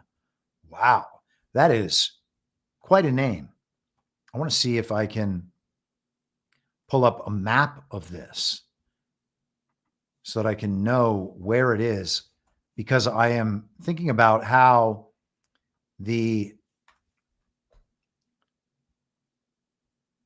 future Middle East borders will be drawn. The Grand Ethiopian Renaissance Dam is, that's quite interesting. So the Grand Ethiopian Renaissance Dam is it's on the border of Sudan and Ethiopia, and then South Sudan is not too far away from that. Maybe I'm just being, yeah, so I guess that's it, man. I can't. That's very odd. I'm going to have to spend more time on that to understand that. Who knows what the implications are with the Sudanese in the civil war and potentially what's going on, quote unquote, civil war. That just means regime against the people. Okay. And sometimes they'll split off countries. They're like, okay, well, this is our regime proxy and we just own South Sudan now. I would have to get much further into that, but Donald Trump is signaling toward that. And that is very interesting.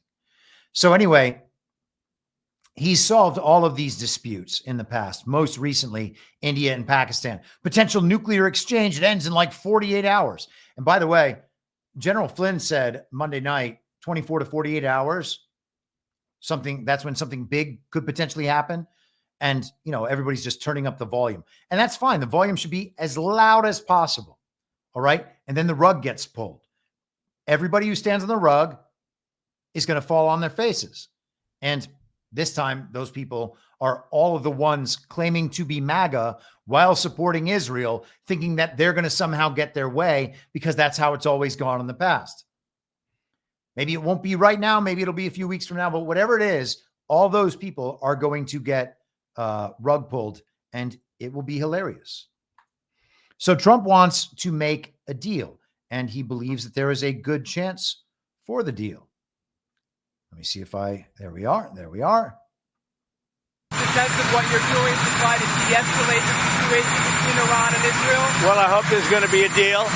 I think it's time for a deal, and we'll see what happens. But sometimes they have to fight it out, but we're going to see what happens. I think there's a good chance there'll be a deal. Sometimes they have to fight it out, but I think there's a good chance there'll be a deal. And as you heard earlier, he reiterated today that they're not actually fighting.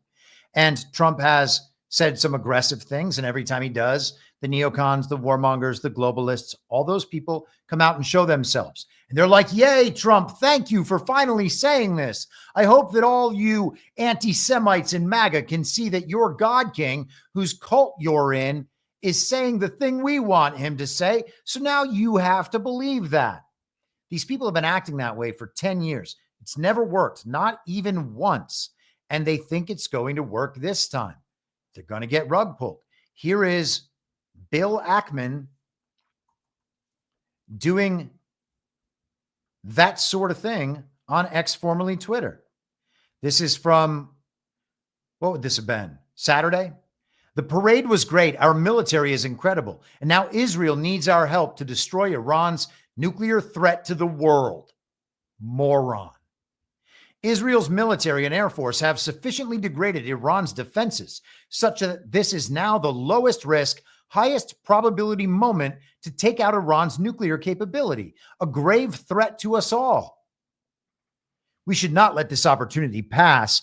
But Israel does not have the equipment and armaments to complete the job. We do, and it does not require boots on the ground. The war Israel has been fighting has been on behalf of all of us. Let's help them finish the job. So Israel went in unilaterally, which is to say, on their own, only they decided. No one else decided. But they couldn't finish the job that they went in to do. And they knew it beforehand. And so now they need the U.S. And Bill Ackman says, because Israel did what they were going to do on behalf of everybody, you have to now help them. That doesn't make any sense at all. These people, I understand Bill Ackman's very, very rich, and he's like a super finance guy, and he knows what's going on at Harvard, and he's very anti-woke, and he supported Trump in the fake election in 2024, pretending it was real the whole time. I know Bill Ackman is a genius. He's one of the very serious intellectuals out there in the world. He's a rich man. He's an expert. Gosh, I guess we should just defer to him. Except, no, why would we ever do that? It's moronic. Here is Netanyahu with Bret Baier once again. That they intend to give these nuclear weapons to their Houthi proxies and others. And that's nuclear terrorism on a global scale. It threatens everyone. And the last thing is... they're going to give their nukes to these terrorists. That's what makes Iran's quest for the magical bomb nuclear terrorism. And I know that we probably don't need to rehash this, but when you hear the term terrorism coming out of the mouths of members of the global regime, you have to wonder what it is they're actually saying. They called us terrorists in 2021 and 2022 and 2023 for the very deadly, the very violent insurrection, and for going to school board meetings and arguing with the communists. These things are domestic terrorism. They call the Taliban terrorists. Taliban don't seem like terrorists. Taliban seems like the people's government of Afghanistan. And the first thing they did upon retaking power was to rid Afghanistan of the opium trade. So is that terrorism? Only if you're the global regime and you thrive and depend on the opium trade out of Afghanistan. And that's why you spent 20 years on a military adventure protecting those fields. Let's continue, though. They have plans to develop intercontinental ballistic missiles. Right now, 8,000 kilometers, very soon, just out a little distance, and they can reach the eastern seaboard of the United States. These people who chant death to America, try to assassinate President Trump twice, killed 241 of your Marines in Beirut, killed and injured thousands of American soldiers in Afghanistan and Iraq, try to bomb a restaurant in Washington, D.C., chant death to America, burn the American flag. Do you want these people to have nuclear weapons and the means to deliver them to your cities? Of course not. Yeah. So we're defending ourselves, but we're also defending the world. Now, maybe they say that. Maybe they don't. We've certainly been told that they say those kinds of things now forever. And those exact excuses that Netanyahu just laid down are the reasons we've always gotten involved in events over in the Middle East for my entire adult life. And I'm editing on the fly here. I almost said auditing on the fly. That would be quite weird. This is Israel Katz. I think he's the foreign minister, or I want to say foreign minister, but hold on. Let me just pull this up. The editing on the fly, the holding for processing. So this is just whatever this is just a random tweet that says the quote. Okay. Israel Defense Minister Katz warns the Ayatollah Khamenei of a fate similar to Saddam Hussein. He says, remember what happened to the dictator in the country neighboring Iran who took this path against Israel. Now, wait a second. The Iraq war was for Israel too? I thought it was all about Saddam having weapons of mass destruction. Oh, wait. Iran is developing a weapon of mass destruction. And I'm going to edit one more thing on the fly because we even have the yellow cake of this Iran adventure.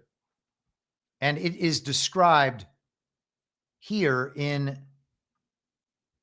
the Wall Street Journal, the hallowed pages of the Wall Street Journal, the best, most conservative paper that ever existed.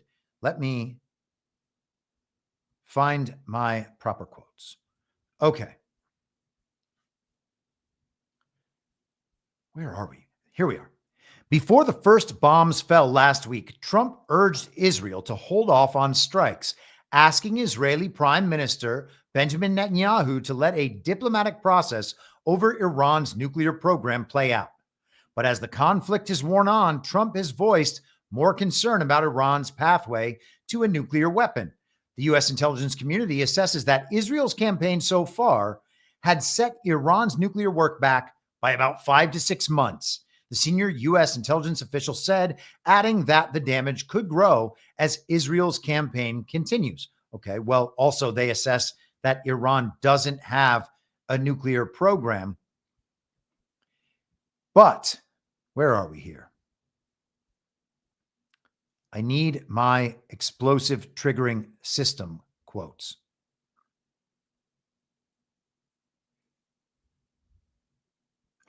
Pardon me. Did I pull up the wrong? No, I know I didn't. There we are. I should have just read the first two paragraphs. Shooting myself in the foot many times today. Before launching its attack on Iran last week, Israel provided the U.S. with intelligence it deemed alarming. Tehran was conducting renewed research useful for a nuclear weapon, including on an explosive triggering system.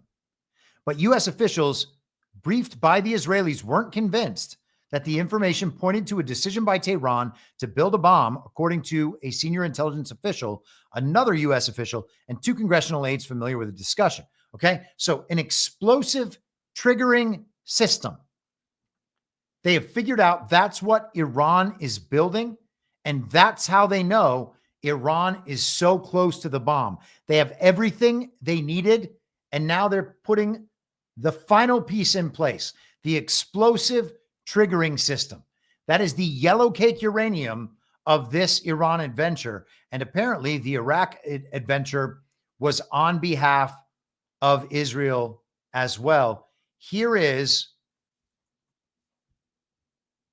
Defense Minister Katz. And I'm just going to turn this down and read what he says here. So he's actually, let me just do this. So he's saying, I warned the Iranian dictator against continuing to commit war crimes and launch missiles toward Israeli civilians. He should remember what happened to the dictator in the neighboring country to Iran, who took the same path as Israel. Let's keep going. Here is some of the fallout. This was from Sunday in CNBC. Oil prices fall more than 1% on signs that Iran wants ceasefire with Israel. All right, so we were already talking ceasefire. We were already talking deals. And here's the thing.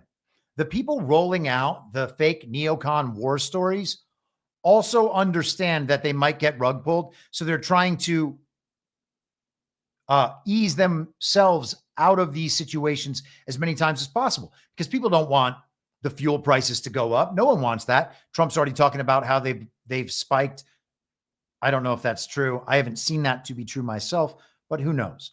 Okay. Also, to reestablish what we talked about the other day, Iran asked Qatar, Saudi Arabia, Oman, Turkey, and a few European countries to urge President Trump to put pressure on Israel for a ceasefire. Okay. So these negotiations were supposed to happen in Oman on Sunday. And it turns out that last night, Iranian planes were detected flying from Iran to Oman. And again, those are the partners that Trump just visited a few weeks ago. And we are supposed to pretend that Trump might go to war with Iran, and he and Bibi just hoodwinked, they tricked all of those partners. It is crazy to believe that. All right. You're just buying a neocon story because you would have to be justifying the worthiness of A, the cause, and B, the fact that anything's happening. You would just have to take the word for the television for it. Here is Trump the other day talking about how he does not want to get the U.S. involved. This is, by the way, from the G7 event that he attended on Monday. And then he left the G7 to come back to Washington, D.C. And the rumors were that he was going immediately to the Situation Room to talk about helping Israel strike Iran. Because Emmanuel Macron told the world that that's what Donald Trump was doing, but it turned out that he was not doing that. Anyhow, here he is at G7. You say, in your opinion, what would it take for the U.S. to get involved in this conflict militarily? I don't want to talk about that. As you mentioned Putin, do you think that he should have a seat at the G7 today, that it should be the G8? I'm not saying he should at this point, because too much water's gone over the dam, maybe. But it was a big mistake. Obama didn't want him, and the head of your country, the proud head of your country, didn't want him. This was a big mistake. You wouldn't have that war. You know, you have your enemy at the table. Even I don't even consider him. He wasn't really an enemy at that time. There was no concept. If I were president, this war would have never happened. But likewise, if he were a member of what was called the G8 at that time, it was always the G8, you wouldn't have a war right now. What kind of Israel support and what intelligence support are you providing Israel? We've always supported Israel. We have for a long period of time, strongly. And Israel's doing very well right now. Why not have China at the G8? Why not have China here, the biggest economy in the world after the United States? Well, it's not a bad idea. I don't mind that. If somebody wants to suggest China coming in, I think we suggest. But you want to have people that you can talk to. You know, they don't talk. Putin speaks to me. He doesn't speak to anybody else. He doesn't want to talk because he was very insulted when he got thrown out of the G8. As I would be, as you would be, as anybody would be. He was very insulted. And, I mean, he was thrown out by Trudeau, who convinced one or two people, along with Obama. He was thrown out, and he's not a happy person about it, I can tell you that. He basically doesn't even speak to the people that throw him out, and I agree with him. Go ahead. That right there is big news, by the way. Putin is going to be seen eventually as a peacemaker in this issue, and he is trying to make peace on the side of Iran right now. But let's keep going for just another couple of minutes. Why are you ordering ICE to target Democratic inner cities? What's behind that? Actually, we can let it go there. Let's keep going in the interest of time. All right. More comments from Trump. As soon as I can. I hope that there we are. Okay. Heard any signals or seen any messages from intermediaries that Iran wishes to de-escalate the conflict? Yeah. What have you heard?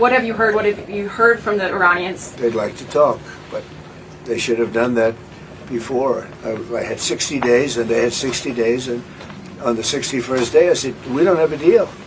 They have to make a deal, and it's painful for both parties, but I'd say Iran is not winning this war, and they should talk, and they should talk immediately before it's.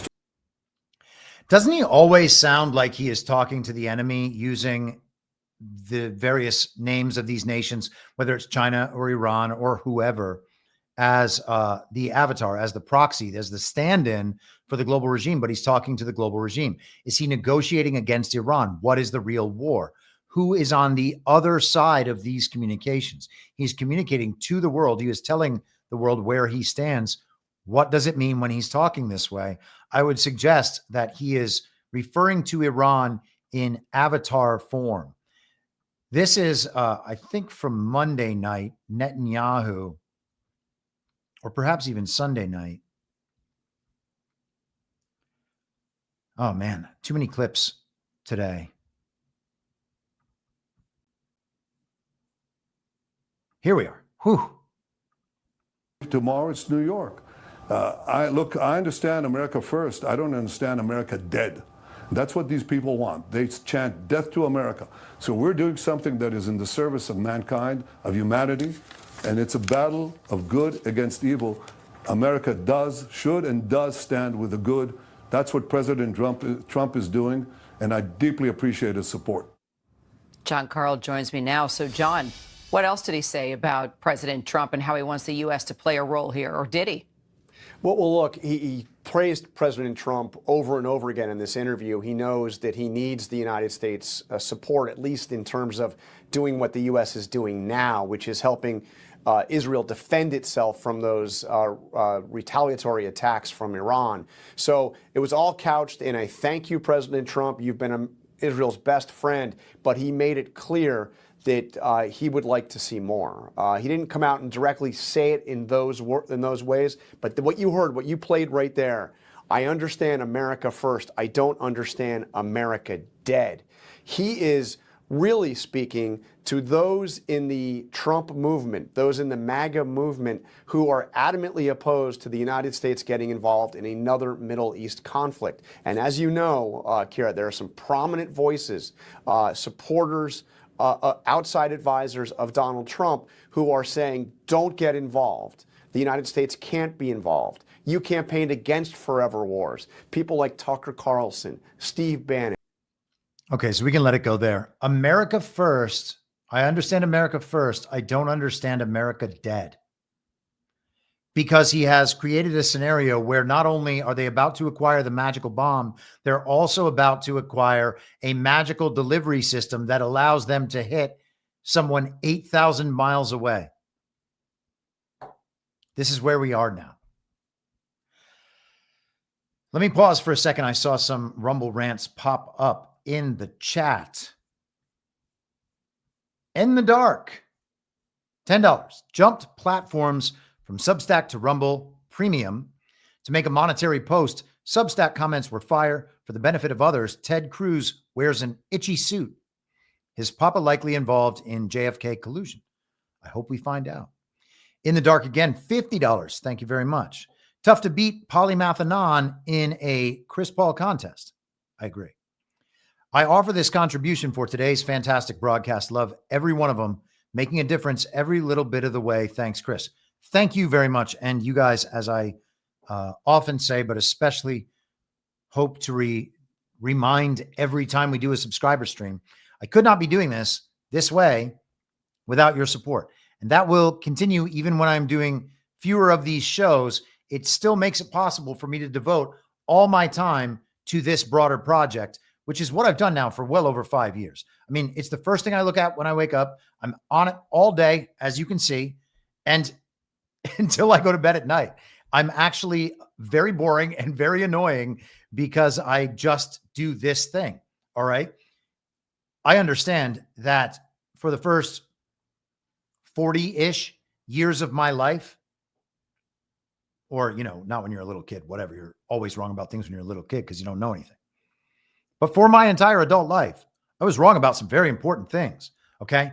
And when you realize that you're wrong about so many important things and very fundamental things, well, then I think it behooves us to learn as many things as we can to figure out all the places we were wrong. And I've spent my time doing that and trying to communicate the process for doing that and what conclusions I am reaching throughout that process on this show and in the writing. And I think that we are on a good path here.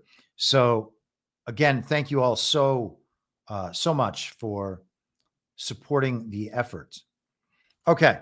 So America first, he understands. He does not understand America dead. At some point, you would think that that would begin to sound threatening. And I know the Israelis would never threaten us because we are their greatest ally. And that's true. We are their greatest ally. But it's not true that they would never threaten us. They threaten us all the time to make us do whatever they say and follow their intelligence. It sounds like a threat. Sounds like a threat. Does Iran have the capacity to make that threat real? Don't think so. So what does it mean that the threat is being delivered by the leader of our greatest ally? And again, I think that's our boy Yuhu. Okay. I think he's in the our boy construct and framing. I think he's fully under control. Whether that is that he's acting out the proper things or whether he's just boxed in and cornered in and from game theory, perfect game theory, he is forced into certain moves. Doesn't matter to me how that lines up, but he seems to be under control. Or to the extent that he's not, everything he does is blowing back right in his face in a way that makes things better for us. So I would just say, let him go. Let him keep going.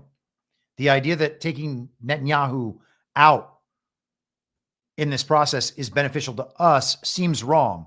There has been a color revolution against Netanyahu ongoing in Israel for years and attempts to empower the courts there in an anti-Netanyahu way. And even the people on the controlled opposition right side of things were trying to take Netanyahu out, blaming him for the paragliding go-kart incident, saying that he didn't respond well enough. So both sides of the controlled opposition have been attempting to take Netanyahu out, and he has continued standing in. And while we're on the subject, I had this lined up later in the show, but I am going to pause there with that and go here because Trump actually addressed his relationship with Bibi and how he sees Bibi today. And in the framing I just laid out, I think Trump's comments make a lot of sense. Can you share some of what you've told Israeli Prime Minister Benjamin Netanyahu? So keep going. What do I say? I speak to him every day. He's a good man, doing a lot. Been very unfairly treated by his country, I think. Very unfairly treated. Have you given him any indication that you may seek to aid them more than you have already? No, I haven't. So far, he's done a good job. He has been treated very unfairly by his country. You know, he's a wartime president and he's going through this nonsense. It's ridiculous. Sounds like you got a good agree with him. What makes Bibi a wartime president? Is it just this thing happening now? He's been treated very unfairly in his own country. He's saying he's been treated poorly by the regime, I think, to the extent that he's serious about that. He says Bibi's a good guy. He says he talks to him every day. No, he has said nothing to indicate that the United States is going to be getting involved. I don't know how much clearer he can make it.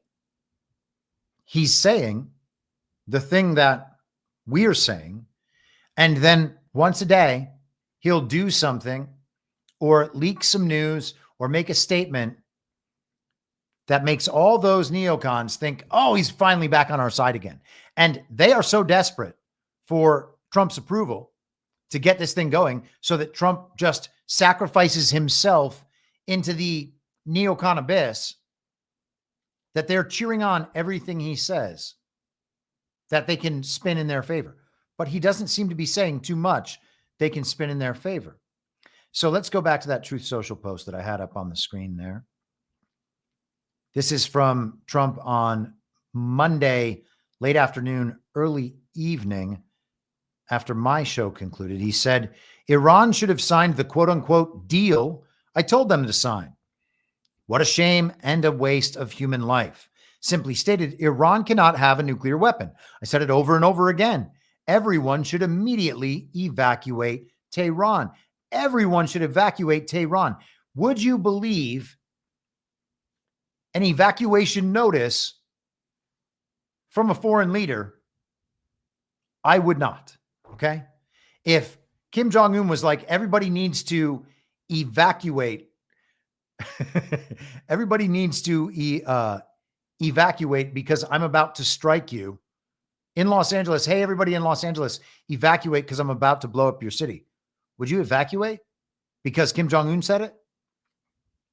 Why would people in Tehran evacuate because Trump says it? Who is he talking to? Now, I want to just quickly go through this because this guy, Scott Jennings, is the newest star of fake news CNN.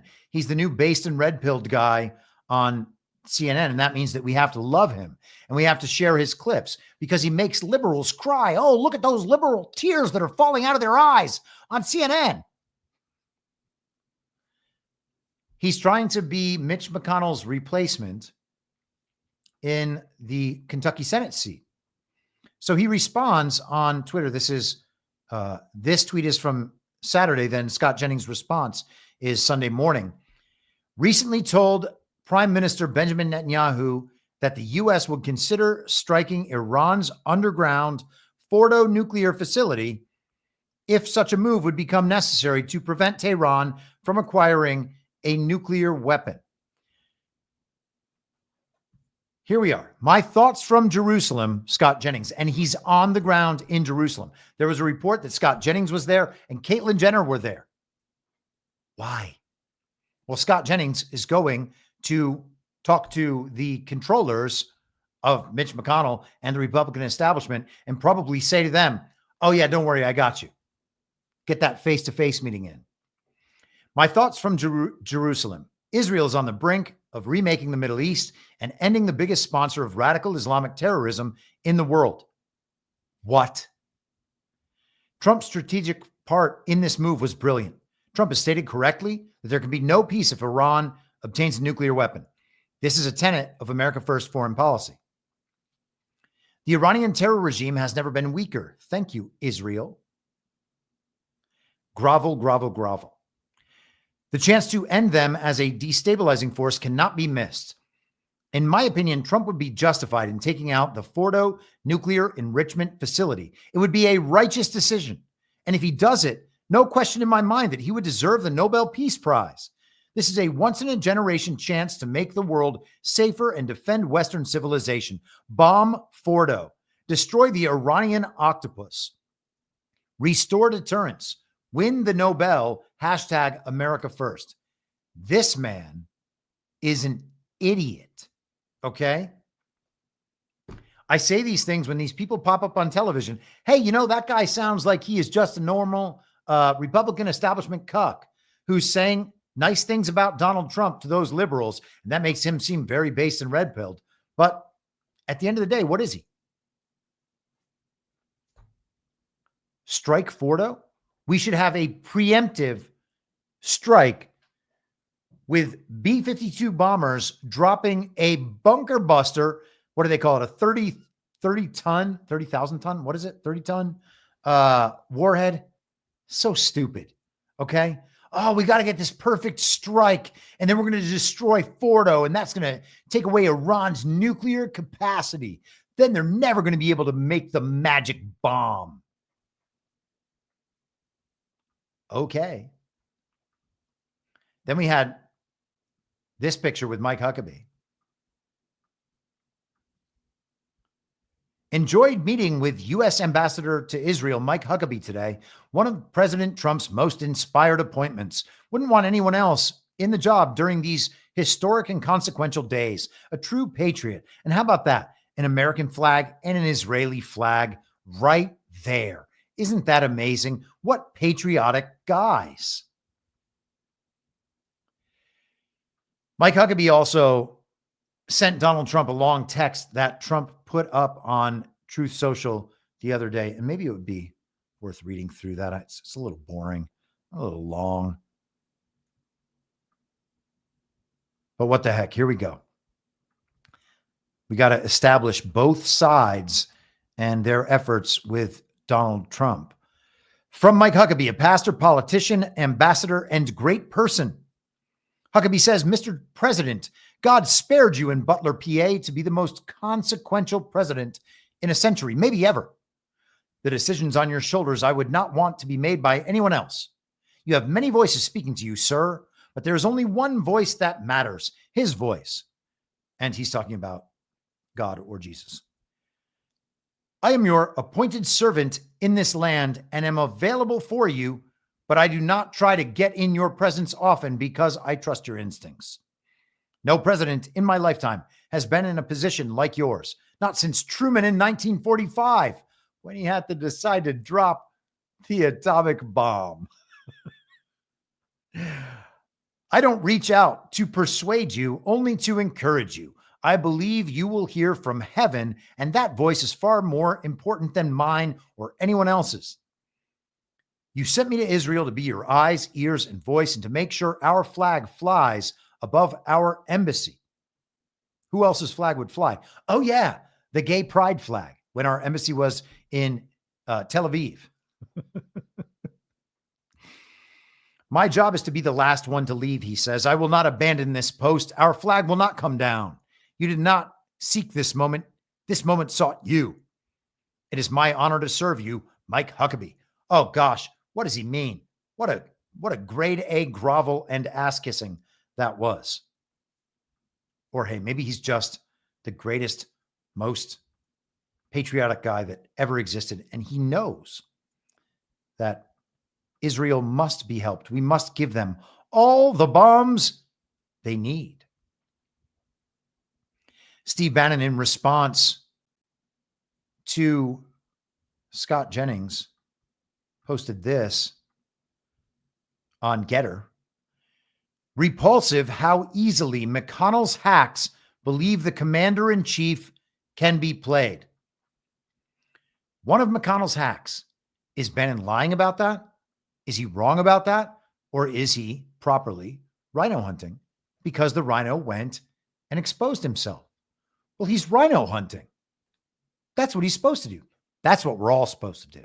But people won't do it because they're caught up in the politics, the political soap opera. They're worried about Democrats. They're worried about liberals. They're worried about the left.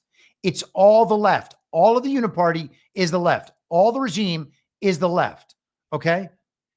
The ones who are infiltrated into our side and wearing the mask, the skin suit of MAGA, and parading around doing the business of the global regime are the most clever enemies. Okay? And spotting those enemies and drawing them out is as important a project as we could possibly be involved in. And instead, members of MAGA, truthers even, so-called truthers, these people are not truthers. If there are all these subjects that are off limits, if they're gatekeeping about one thing and another thing and the next thing, all the way to Israel, been gatekeeping on a variety of subjects this entire time, they're not there. They're not it. You cannot be a truther and have things that are off limits and continue peddling the television story every time it proves beneficial. All of those people must be spotted and they should be ignored. Okay. I don't want anything bad to happen to them. They're just scummy grifters. Okay. They pretend to be American patriots. They pretend to be Christians. They're neither of those things. At some point, we're going to understand, oh, wait, they're supporting the enemy. They're not our allies. They're our enemies saying they're our allies. And some of them don't know it, which is sad. But I would suggest maybe they kind of do. They certainly don't admit it. Polymathanon. See a couple Rumble rants. He got called out. He says, love you, brother. Great episode today. Well, thank you for 2 greats. Also, APL, 2 $5 rants. And the people call.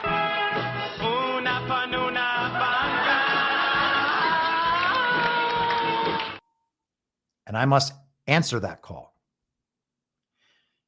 Here's another neocon that I've pointed out a number of times and that people, quote unquote, on our side have protected. This is one Douglas Murray.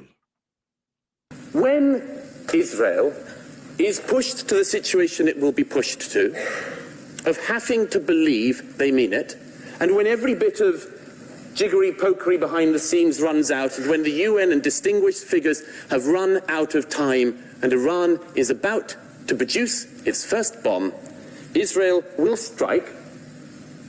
Every single country, including this one, people from our elegant diplomatic service, people from America, everyone will condemn Israel. Now, I'm going to play the rest of this, but understand this is 2012. Everyone in the Middle East will condemn Israel. And they will go back to their homes and they will say in private, thank God for Israel. The Saudis, the Bahrainis, the Egyptians, the Libyans, the Lebanese, everybody will say, thank God they did it. Because nobody else would. The proposition being put before you tonight is that you have a choice between war and an Iran with the bomb. You have a choice, as has been said before, between war and dishonor. You'll choose dishonor this evening and you'll get war. You have the choice between a war with a nuclear Iran or a war at some point with an Iran that is not nuclear, which you stop from ever being nuclear, and hope that in stopping that regime, in embedding itself, you will give the Iranian people the best chance they will have of overthrowing that regime. But as I say, thank God this doesn't rely on you or any Europeans, because you've made the same mistake before, and nobody should trust you to get it right this time. Hard to tell where that guy's coming from. Douglas Murray. Oh, he's our hero for his immigration book. Douglas Murray is a tool of the regime, and he's not a particularly bright one, although he does have a very smooth accent, and he has that homosexual British intellectual flair that everyone takes so seriously for some reason. I wrote this on Substack over the weekend, and I just want to quickly go through it. It's not long. Just say no to the neocons. The neocons, Con Inc. and GOP fake MAGA claim to be unable to differentiate biblical Israel, the tribes, from the global regime's proxy state, Israel, that was created there 80 years ago with the help of the Nazis, an ethno-supremacist proxy state at that. They don't understand the Schofield Bible. They do understand that if they don't keep pitching the preposterous pro-Israel, pro-Schofield nonsense, they're going to be kicked out of the club. The Zionists don't change. The agenda doesn't change. The controlled opposition dynamic doesn't change. All that changes are the superficial details. Reichstag becomes J6, for instance. Hitler becomes Trump. And I forgot to add, Antifa back then becomes Antifa now. How about it? Or the Proud Boys or whoever. It's all those. It's just the protest movement that matters. When these superficial details fail to convince anyone, then the division starts. Call people racist until they do what they're told. Tell them that if they don't inject themselves with poison, they're going to have their jobs and their kids taken away. Elections are fake. Speech is censored.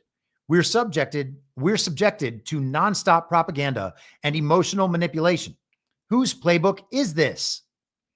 There is never a specific moral argument made, only statistics presented, often or always made up, and slogans like, it's important to be kind, followed by a never-ending badgering about what kindness requires us to do and support, and why the regime needs more power from us in order to do it. Israel is our greatest ally. No. What are the examples of that ever having been true? To the extent there is a good twin faction in Israel, perhaps those anti-Zionist Jews, of which there are many and will be many more, may well be our allies, okay? They may well be our allies. If that was the case, why wouldn't everyone be arguing on behalf of that project rather than peddling the same neocon globalist nonsense that the Zionists are? Iran is the largest state sponsor of terror. No, that's the global regime funneled through whatever country name provides an acceptable story, almost always the United States of America. Iran is soon going to get a magical bomb and then bomb us. Therefore, we need to kill as many people as we deem necessary in eliminating the threat of being vaporized by the magical bomb. No, Iran is not getting magical bombs. No one is getting magical bombs. How much of our lives are we going to spend worrying about magical bombs and supporting the killing of strangers we know nothing about to prevent the magical bomb from happening to us? And all of this because Christians were convinced by the Rockefellers and the Rothschilds that their greatest priority above all is making sure the global regime does not lose its proxy state. What sort of ridiculous theology requires all the adherents to do one single thing in violation of every other principle adherents agree to? A false one. Love your neighbor as yourself. The only salvation is through Jesus Christ. But also, all of the above can be sacrificed and ignored if we engage in indiscriminate murder. If we can engage in indiscriminate murder, I'm reading my own work terribly.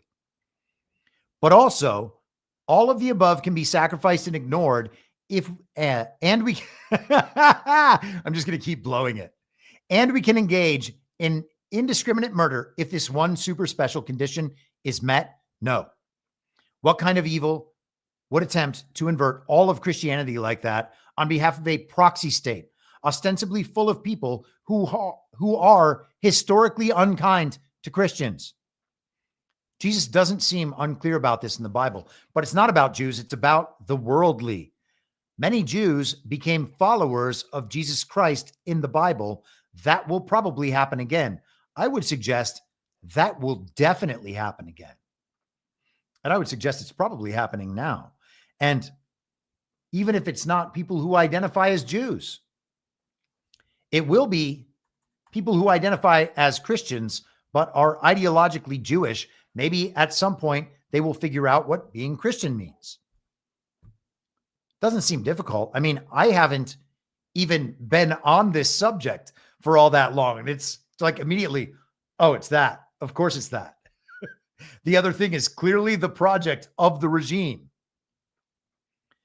All right. So we are caught up back into closer to the present through all the stuff I was going to go through on Monday. And so let's jump to yesterday and today, even though we've woven that in a little bit. This is the clip after which you're kidding me. Somehow I did not download the clip that this episode is primarily about, that it is named after. Here is Tammy Bruce yesterday addressing, she is a State Department spokesperson. Here we are. Durable ends.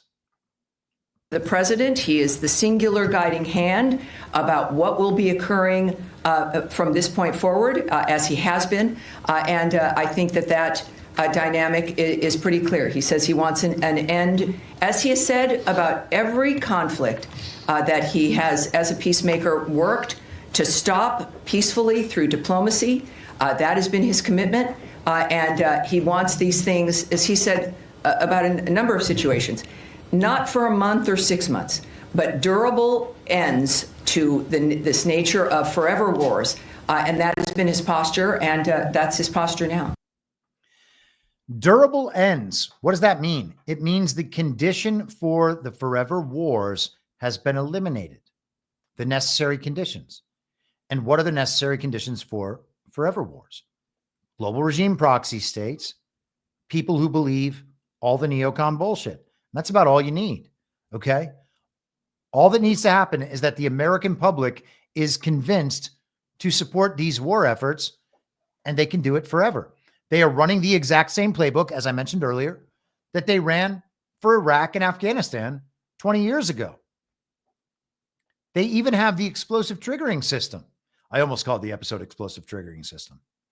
I might still call it that. I think it's going to be durable ends. But explosive triggering system is a great episode name. Yeah, so they have the yellow cake uranium. They have the Iraq story. Israel actually says we did that one too. And Trump wants all of that to end, as he made abundantly clear a few weeks ago when he was visiting all of Iran's negotiating partners and Trump's negotiating partners for all of these Middle Eastern events.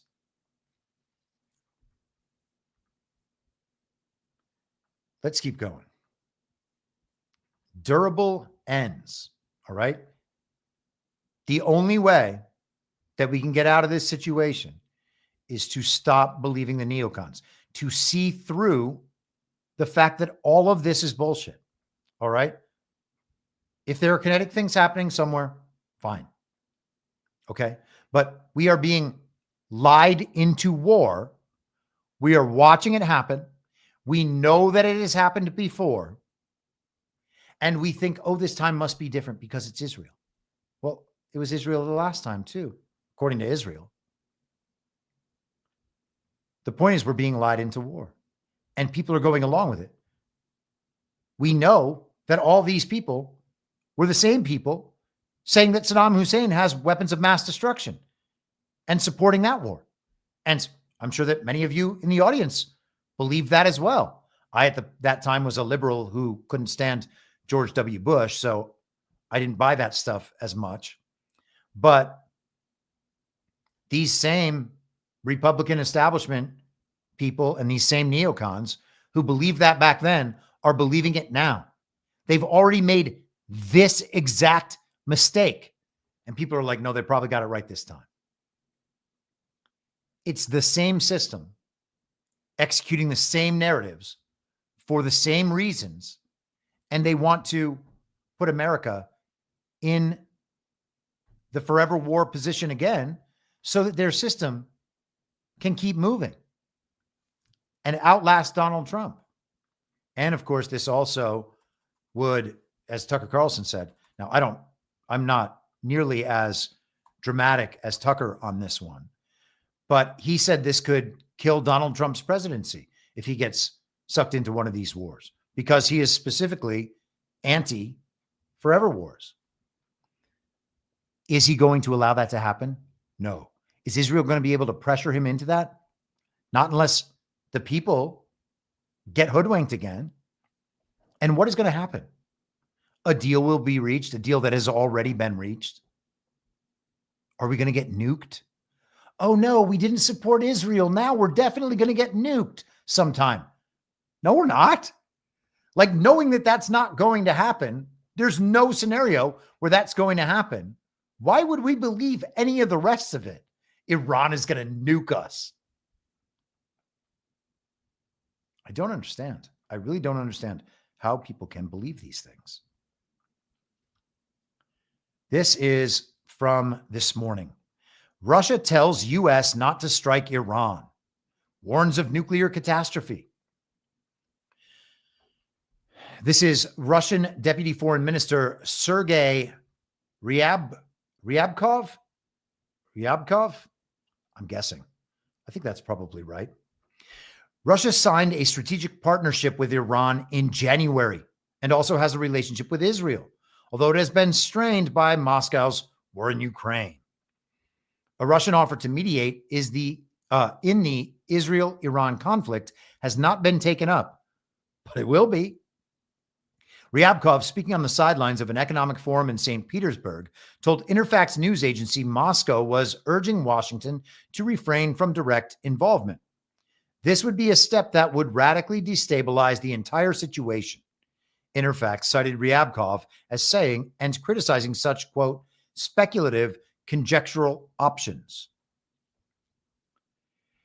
Maria Zakharova, the foreign ministry spokesperson, said that nuclear facilities are being struck. She said that the strikes on Iranian nuclear infrastructure meant the world was millimeters from a catastrophe. Where is the concern from the entire world community? Where are all the environmentalists? I don't know if they think they are far away and that this radiation wave won't reach them. Well, let them read what happened at Fukushima, she said. And I would suggest to all of you that Fukushima was a false flag attack against the production of nuclear energy itself. Okay. The idea that they're going to blow up a nuclear facility in Iran. Trump even said it today. It's terrible even for the countries around. The dust is going to spread out. There's no way of keeping the dust out of your country. And then the dust itself is going to kill people. But where are the environmentalists? She asks a wonderful question. Where are they? Here is Donald Trump today.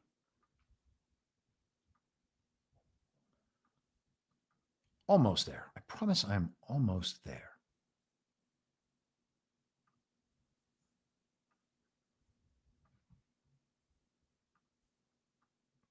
I've had it for a long time. In the first term I had it, but you guys were after me. I said I had to focus. I was the hunted, and now I'm the hunter. It's a big difference. Big difference. He's the hunted, and now he's the hunter. Whether you are moving closer or you believe the U.S. is moving closer to striking Iranian nuclear facilities. Where's your mindset on that? I can't say that, right? You don't seriously think I'm going to answer that question? Will you strike the Iranian nuclear component? And what time exactly, sir? The workers behind him are cracking up. That's how ridiculous what this reporter is saying. The idea that Trump would divulge this information, they just want to keep pressing towards something, get an answer, figure out how to manipulate an answer out of Trump so then they can run the big headlines that support the neocon thing and make the argument happen again so they can say, look, Trump is with us. Sir, would you strike it? Would you please inform us so we can be there and watch? I mean, you don't know that I'm going to even do it. You don't know. I may do it. I may not do it. I mean, nobody knows what I'm going to do. I can tell you this, that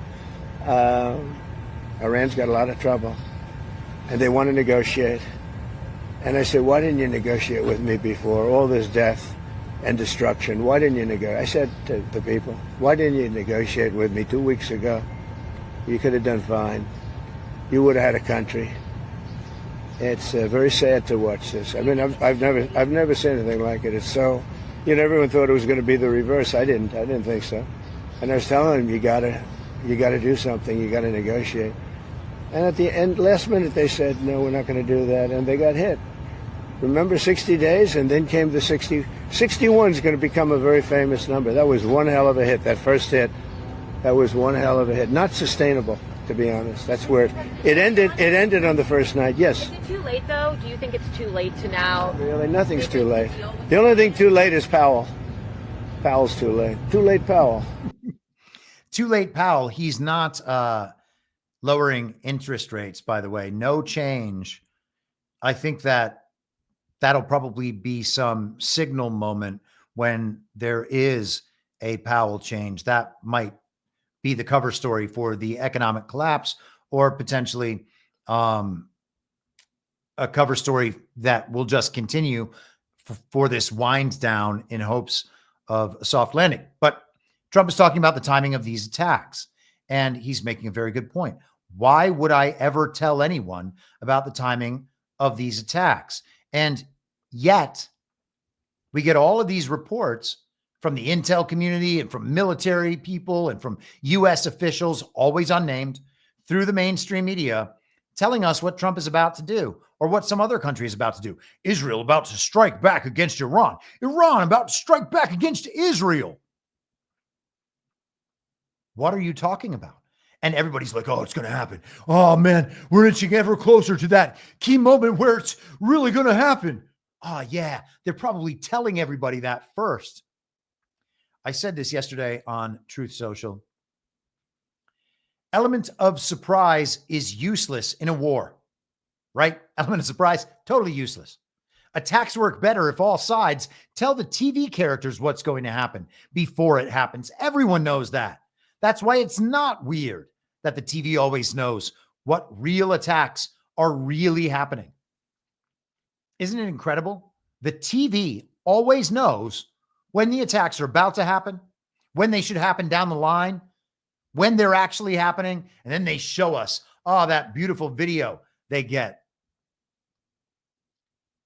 It really, really, really is incredible that anybody believes this shit. Here is the latest Iranian attack. I think this was from last night. Ah, look at it. It's like a weaponized sperm flying through the air. Wowie, wow, wow, wow. Wow.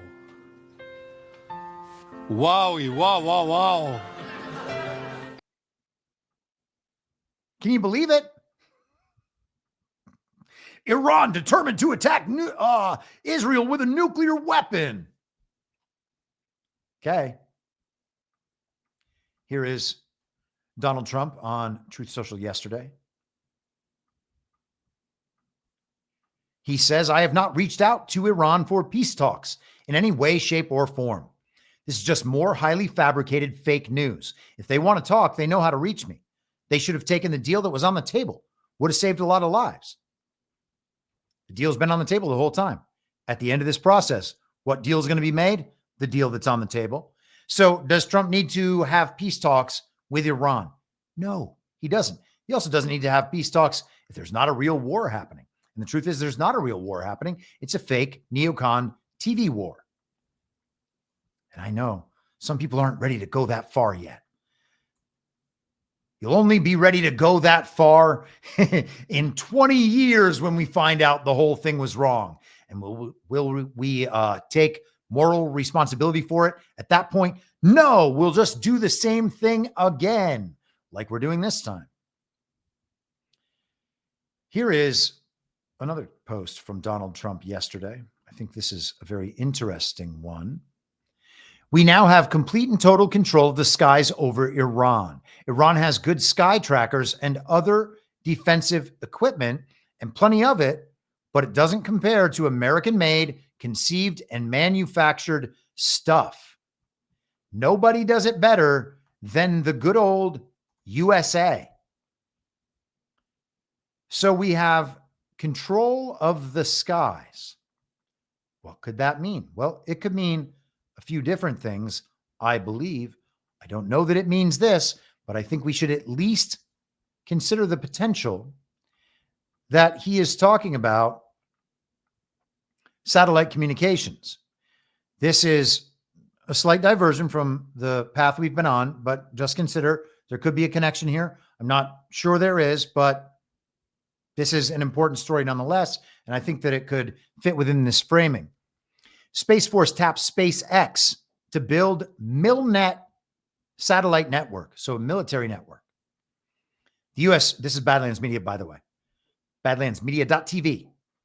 The U.S. Space Force is partnering with SpaceX to develop MilNet, a new government-owned, contractor-operated satellite communication constellation in low Earth orbit, according to Delta 8 Commander Colonel Jeff Weisler.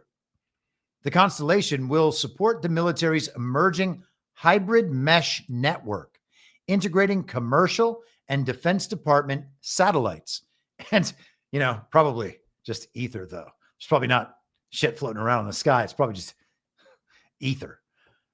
MilNet, now transitioning into Space Force operations via Space Systems Command and Delta 8, will consist of over 480 satellites operated by SpaceX.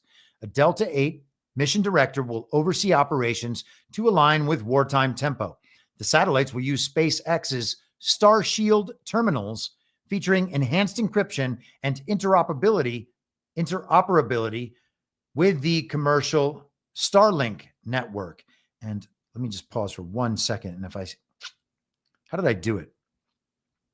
When I began this current StreamYard iteration that I had to begin a few months back, I failed to upload the clip of Kash Patel on Greg Gutfeld talking about Elon and the Starlink network and the military version of the Starlink network, that's Starshield.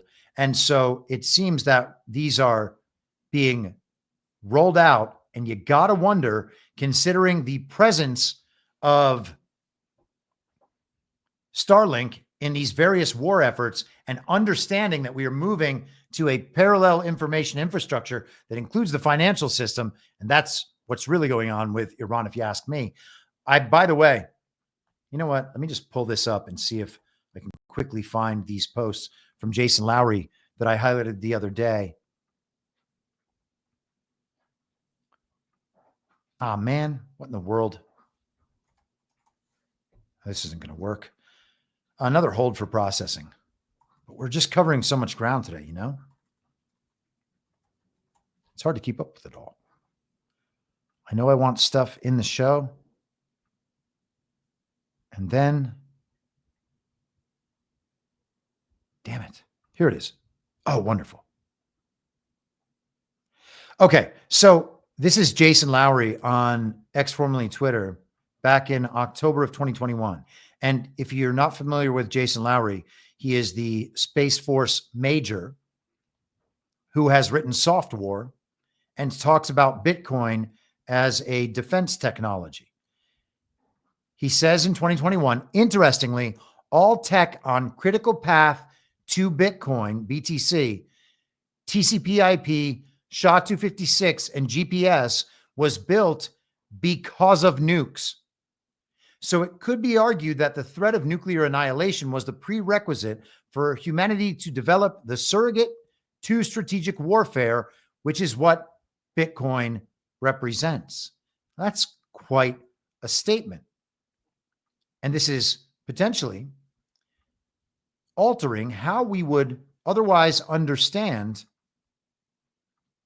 the coded language about nuclear weapons and nuclear conflict. What exactly is it? Because I do believe that it's coded language. Here is another Lowry series of posts from from 2 days prior in October of 2021. So some of these posts were deleted, and Lowry frequently deletes posts. He'll put a post up, gauge reaction, delete, and just he operates Twitter in his own way, trying to figure things out in his own way. He experiments with blocking people and all this other stuff. He has posts where he goes on about it. Anyhow, so Lowry says in the middle of this response chain, what about national strategic military value? Someone asks, is it national or global?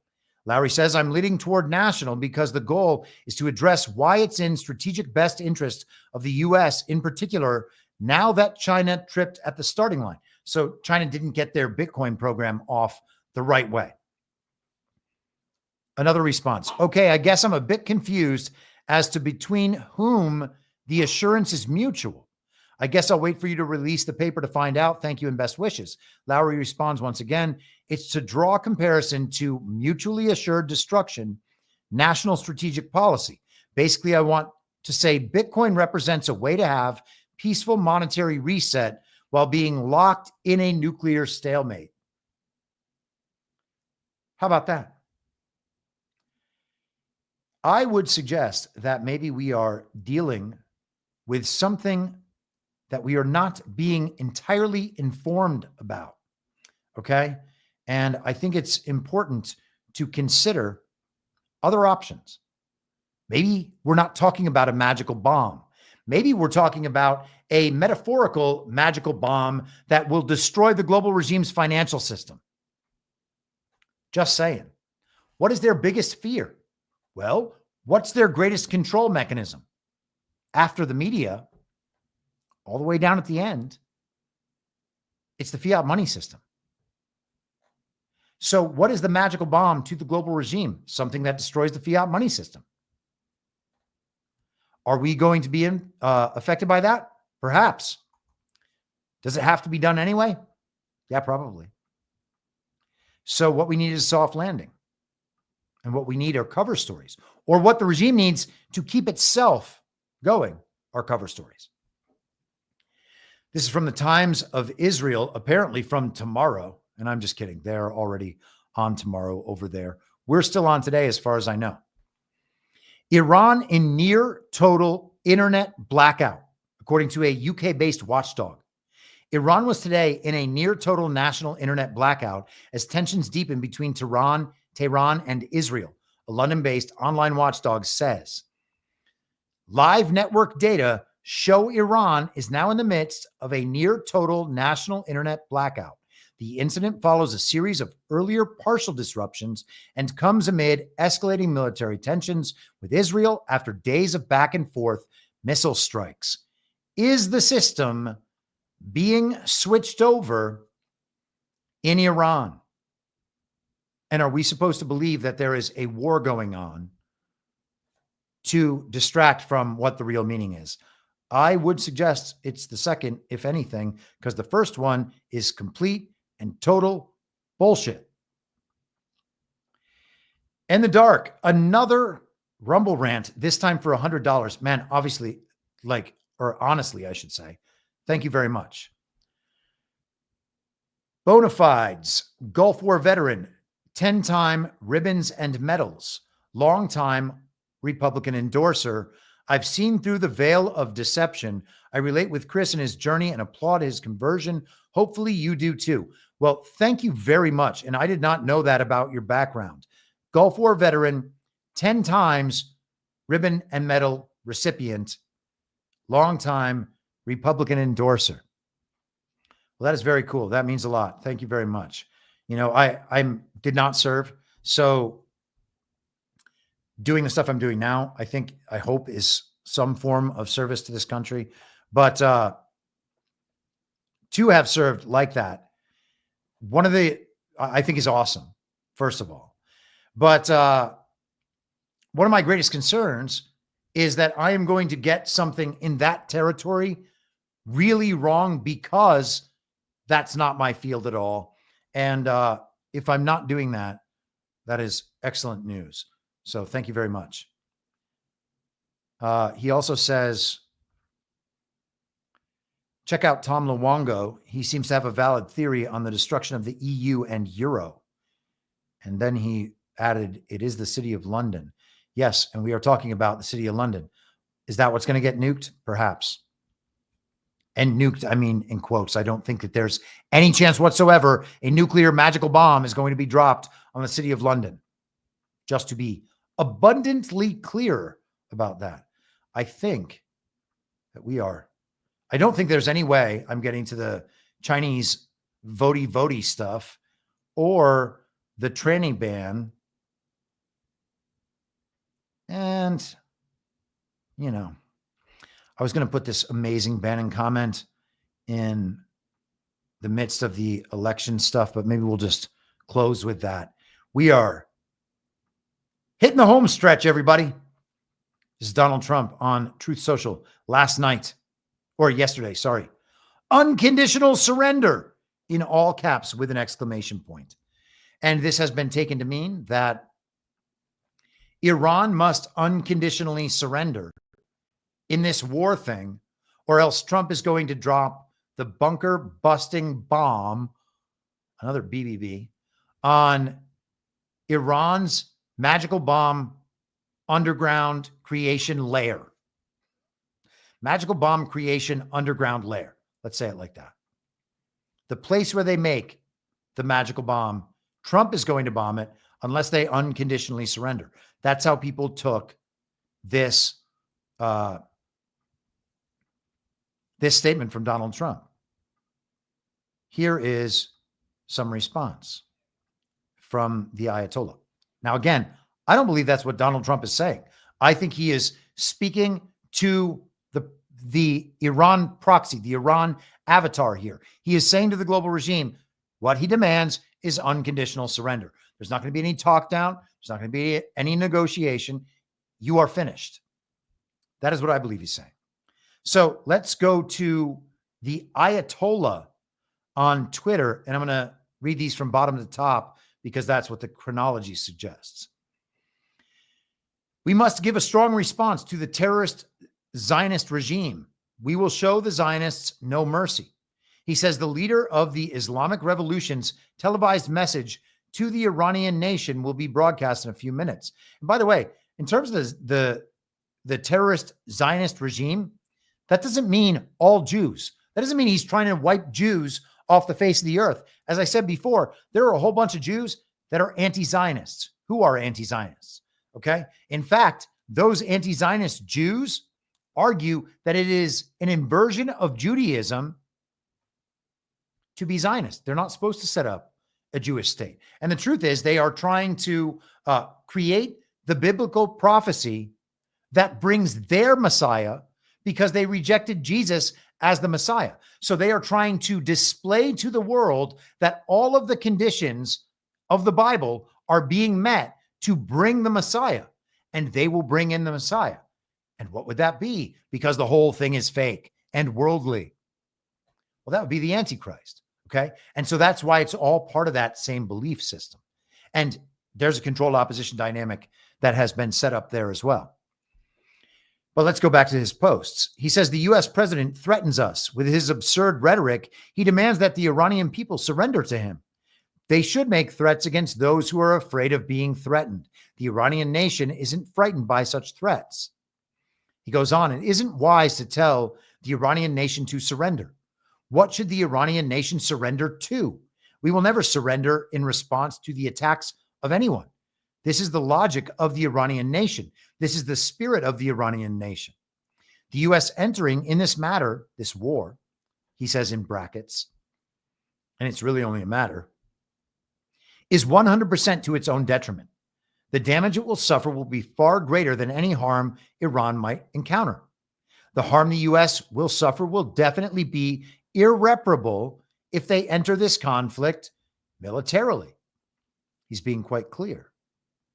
Is it true or not? I can't tell you, but he is being very clear. He says the Zionist regime's malicious attack on our country took place at a time when Iranian officials were indirectly engaged in negotiations with the U.S. side.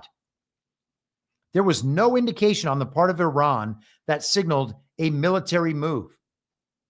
So he's saying, in no uncertain terms, that they were in the process of making a deal with the U.S., indirect negotiations between Iran and the U.S., and Israel struck anyway. Why? To break up those negotiations. Now, again, we don't even have to believe in the strike to understand the purpose of the narrative here. He says it was already suspected that the U.S. was involved in the malicious move carried out by the Zionist regime, but considering their recent remarks, this suspicion is growing stronger day by day. Well, he's suspicious. The Ayatollah is suspicious that the U.S. has had anything to do with this. He's basically saying, no, maybe, but I don't think so. But maybe, but I don't think so. But maybe. Last one. The Iranian nation will stand firmly against any imposed war, just as it always has. The Iranian nation also firmly stands against any imposed peace. The Iranian nation will not capitulate to anyone in the face of coercion. The Zionist enemy has made a grave mistake and has committed a serious crime, and it must be punished. The very fact that the Zionist regime's American friends have entered the scene and are saying such things is a sign of that regime's weakness and inability. They say he's a crazy person. That doesn't sound all that crazy, to be perfectly honest. Here is Donald Trump on Truth Social. We know exactly where the so-called Supreme Leader is hiding. He is an easy target. And Supreme Leader is there in quotes, by the way. He is an easy target, but is safe there. We are not going to take him out. Parentheses, kill, with an exclamation point. At least not for now. But we don't want missiles shot at civilians or American soldiers. Our patience is wearing thin. Thank you for your attention to this matter. And matter is the same word the Ayatollah just used. So he's talking about the Supreme Leader and where he's hiding. This might make one think of Trump's many stories about how he knew where Abdul was, and he sent him a picture of his house. I know where you are. I don't know that there's a connection, but it's worth considering. Back to Donald Trump. We have heard this many times, but he reiterated it today at the flag event. The base don't want a long-term war. They're afraid that we're going to get into a long-term war. We're looking for a long-term war. We're looking. I only want one thing. Iran cannot have a nuclear weapon. Right. That's it. I'm not looking long-term, short-term. And I've been saying that for 20 years. I've been saying it as a civilian who got a lot of publicity. People would cover it. Very simply, Iran cannot have a nuclear weapon. That's it. It's not a question of anything else. And if you did, you wouldn't have much of a country because they would use it on us and they'd use it on other people and they'd be a terror all over the world. They can't have a nuclear weapon. That's all. That's as far as he needs to go with tough talk. And it's also potentially meaningless if nuclear weapons aren't real. Here is Marco Rubio from today. When you say 60, that's misleading when people hear that number because they think 60% enrichment and 90% is what you need for a weapon. Actually, 90% of the work it takes to get to weapons grade enrichment is getting to 60. Once you're at 60, you're 90% of the way there. You are, in essence, a threshold nuclear weapon state, which is what Iran basically has become. They are at the threshold of a nuclear weapon. If they decided to do so, they can do so very quickly. If they stockpile enough of that 60% enriched, they could very quickly turn it into 90 and weaponize it. That's the danger we face right now. That's the urgency here. That's why Israel feels urgency about it. And that's why we feel urgency about it, but not just us. Throughout the Gulf region, no country in the region wants Iran to have a nuclear weapon. And you also talk about not just the weapon, they have long-range missiles that they can deliver those weapons to. So this is a very grave risk. And they are enriching at that level, and they're openly doing it, by the way. In fact, their Congress, their legislative branch, actually passed a law requiring them to enrich at a certain level because JCPOA, the Obama deal with Iran, was canceled. So this is a critical moment. The president has made it a priority. And now people understand the urgency here because they are fairly close, too close for comfort to a nuclear weapon. We have to roll that back one way or another. And we hope it's peacefully and through the process of negotiation. So they're at 60%, which means they're at 90%. It's basically 100%. I guess they have a magical bomb. Vladimir Putin weighed in on the political situation in the U.S. in an interview. I'm going to do the best I can to read the subtitled captions in the translation here. Putin is, of course, speaking in Russian. Let's just get this video to the right place. And we're going to turn that. Okay, that should be okay. Everything's almost there. We're almost ready. It's happening. It's happening. He says, I have already spoken to 3 U.S. presidents.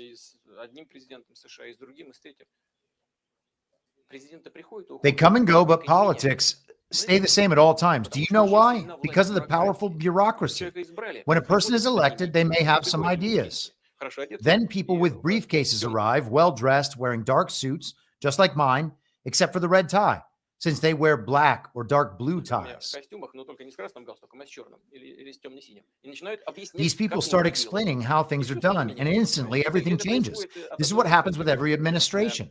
Changing things is not easy, and I say this without any irony. It is not that someone does not want to, but because it is a hard thing to do. Take Obama, a forward-thinking man, a liberal, a Democrat. Did he not pledge to shut down Guantanamo before his election? But did he do it? No, he did not. And may I ask why not? Did he not want to do it? He wanted to, I'm sure he did, but it did not work out. He sincerely wanted to do it, but did not succeed, since it turned out to be very complicated. That is not the main issue, however, even though it is important, since it is hard to fathom that people have been walking there in chains for decades without trial or investigation. He's talking about Gitmo. Can you imagine France or Russia acting this way? This would have been a disaster. But it is possible in the United States and continues to this day. This refers to the question on democracy, by the way. I referred to this example just to show that it is not as simple as it may seem. That said, I am cautiously optimistic, and I think that we can and should be able to reach agreements on key issues. I hope that wasn't too awkward and annoying to listen to. But interesting comments from Putin talking about the deep state and who is really in charge of these situations and how presidents have at times wanted to do the right thing. Now, I don't know if Obama is an example of that, but hey, we should be open to any possibility. I know that there are people, and I think it's a very low probability possibility, but there are people who think that Obama was a white hat or controlled under the kind of our boy framing, and that Biden was the same thing. Anything's possible at this point. It's all a political soap opera. Most of it's bullshit. So who knows? But very interesting. He's talking about the men in dark suits. These are the people making the decisions. This is, back to Donald Trump, this is what we need. Total and complete victory. And I said, why do you say that? Why would you say ceasefire? It's a bad term to use. Because a ceasefire means like everything's going swimmingly, we'll take a little time off. It's not. we're not looking for a ceasefire. We're looking for a total, complete victory. Again, you know what the victory is. No nuclear weapon. Mr. President. So I thought it was a very badly worded statement by him, and obviously I let him know that. He's talking about Macron there, I believe. And a ceasefire would not make the story end. Only a durable end makes the story end, and making the story end is how you achieve the durable end.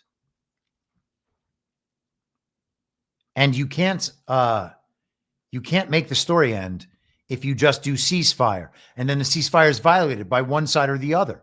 And we saw that whole dynamic play out with Russia and Ukraine. We've seen it play out many times in the past. Oh, they're not obeying the demands of the ceasefire. That means that we have to go to war. Russia's not going to respect the demands of the ceasefire. That means we have to go attack Russia. Same thing. Of course, these are always the same techniques. Another one from Trump in the Oval Office today. I don't want to get involved either, but I've been saying for 20 years, maybe longer, that Iran cannot have a nuclear weapon. I've been saying it for a long time. And I think they were a few weeks away from having one. And they had to sign a document. I think they wish they signed it now. It was a fair deal. And now it's a harder thing to sign, you know. It's a lot of water over the dam. But, you know, it's very, I say it very simply. Iran can't have a nuclear weapon. Too much devastation. And they'd use it. You know, I believe they'd use it. Others won't use it, but I believe they'd use it. So that's it. It's very simple as far as I'm concerned. They can't. I wasn't going to pull this up, but I want to pull up this one post from earlier today, and John Drake sent it over, and it's such an interesting article from 2011. Thank goodness I was able to find this. This could have been a disaster of holding for processing. I have never heard this website mentioned before, but it's someone's blog. That part of it is relatively irrelevant. The real reason to fear an Iranian nuke. This from a leading neocon intellectual, Danielle Pletka, Vice President, Foreign and Defense Policy Studies at the American Enterprise Institute. Okay, as neocon as they come. The biggest problem, she says, for the U.S. is not Iran getting a nuclear weapon and testing it. It's Iran getting a nuclear weapon and not using it. Because the second they have one and they don't do anything bad, all of the naysayers are going to come back and say, see, we told you Iran is a responsible power. We told you that Iran wasn't getting nuclear weapons in order to use them immediately. And they will eventually define Iran with nuclear weapons as not a problem. In other words, this is the author of the blog speaking now. If Iran were to build a nuke, by the way, Iran is not doing so, it might act responsibly, which would be interpreted to mean that Iran is, in fact, a responsible power in the Middle East. And that would be bad because the U.S. government would then lose a major rationalization for dominating the Middle East. Take away the Iranian problem, and there goes a lot of the prestigious and powerful, profitable power opportunities for U.S. officials and government contractors. So Iran must be stopped from developing a weapon that is one, it is not developing, and two, that it wouldn't use if it were developing it. Now that is the sort of thing that will shock, that could shock the entire neocon globalist agenda. They need these threats to exist, and they need people to believe in the threats, because otherwise the entire rationale for their system breaks down. Here is Jeffrey Goldberg of The Atlantic. Top Israel officials also say they wouldn't expect an attack from a nuclear Iran.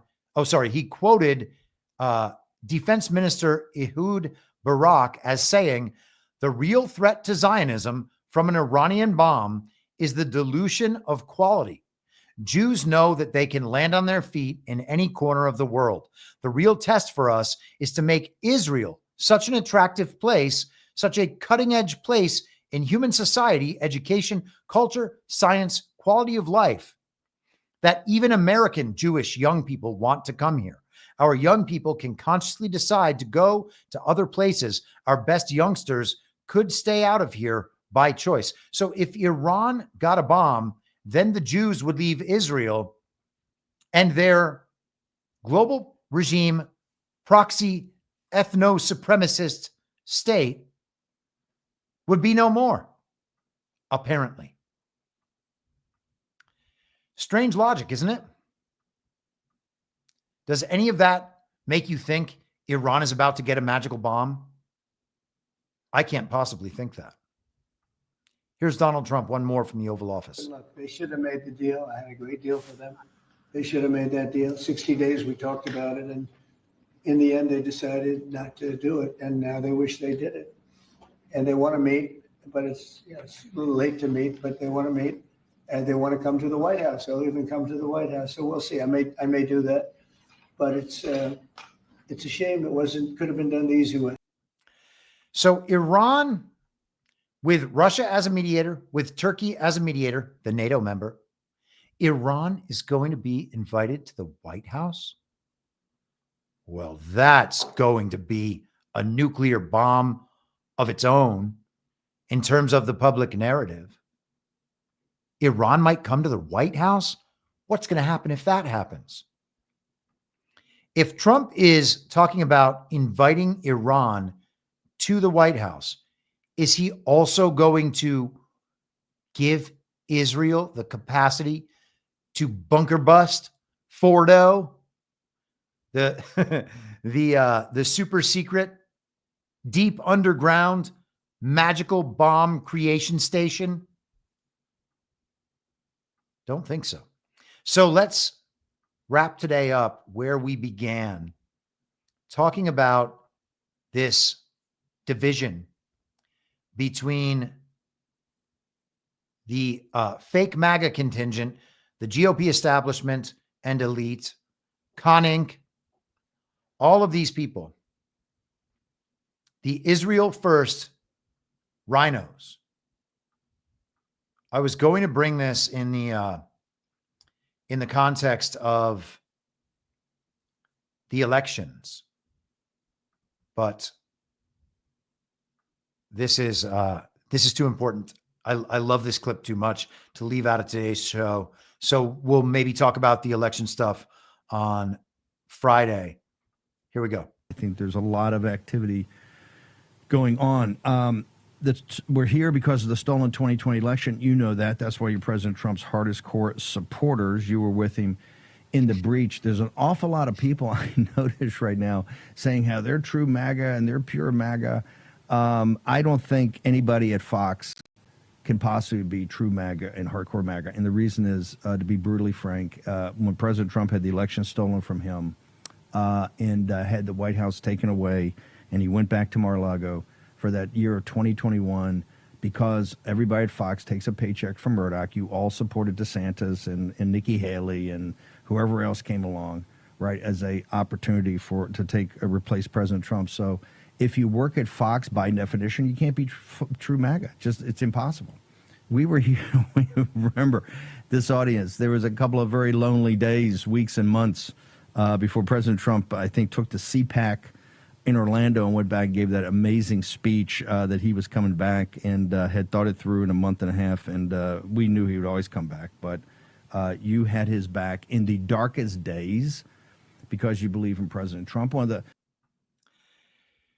All of those Republicans who went silent, well, they're not silent right now. They are vocally, clearly, loudly supporting the enemy. Okay. And I'm not saying Israel is the enemy. I'm saying the global regime is the enemy. And that is what they are supporting. They're not supporting the Jews. They're not supporting the biblical Israel. They're supporting the global regime and its proxy state in the Middle East that goes by the name Israel to hoodwink Christians. All right. I saw we had a bunch of Rumble rants. Thank you guys so much for the support today. Polymath and on $5 and the dark for you, Chris, and enjoyment generally. And he gives a scream, APL.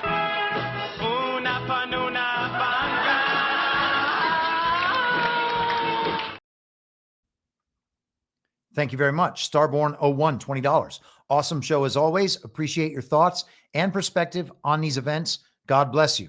God bless you, Starborn. And thank you so much for all the help you provide me in the Telegram feed. Thank you also for the subscriptions that I missed the other day, ending the episode.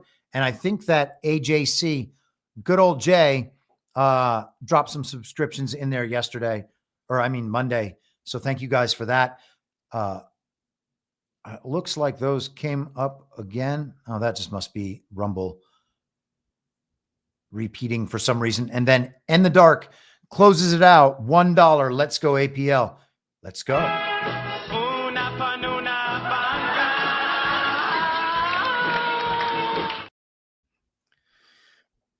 Perfect way to end the show. And with that, I will be back on Friday at the same reasonable time on the same reasonable podcast network. I don't have a network. Masks and lockdowns don't work. They lied to you about a pandemic. And Joe Biden was never president. Well, what? You know who I am, don't you? Well, you ain't Fiona Apple, and if you ain't Fiona Apple, I don't give a rat's ass.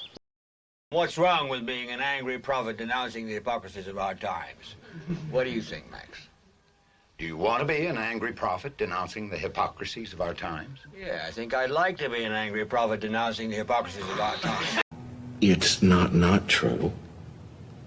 It's more true than I would perhaps prefer. You down. We do a little trolling. It's called We Do a Little Trolling. What? In my mind, that's the end game. If you're listening for free and would like to support the show, the best way to do that is by signing up for a paid subscription at imyourmoderator.substack.com. You can find the info stream over on Telegram at t.me/veryreasonable. The merch site is cancelcouture.com. And for all my other links, you can visit linktree.com/imyourmoderator. And I'll see you soon. Down on the range.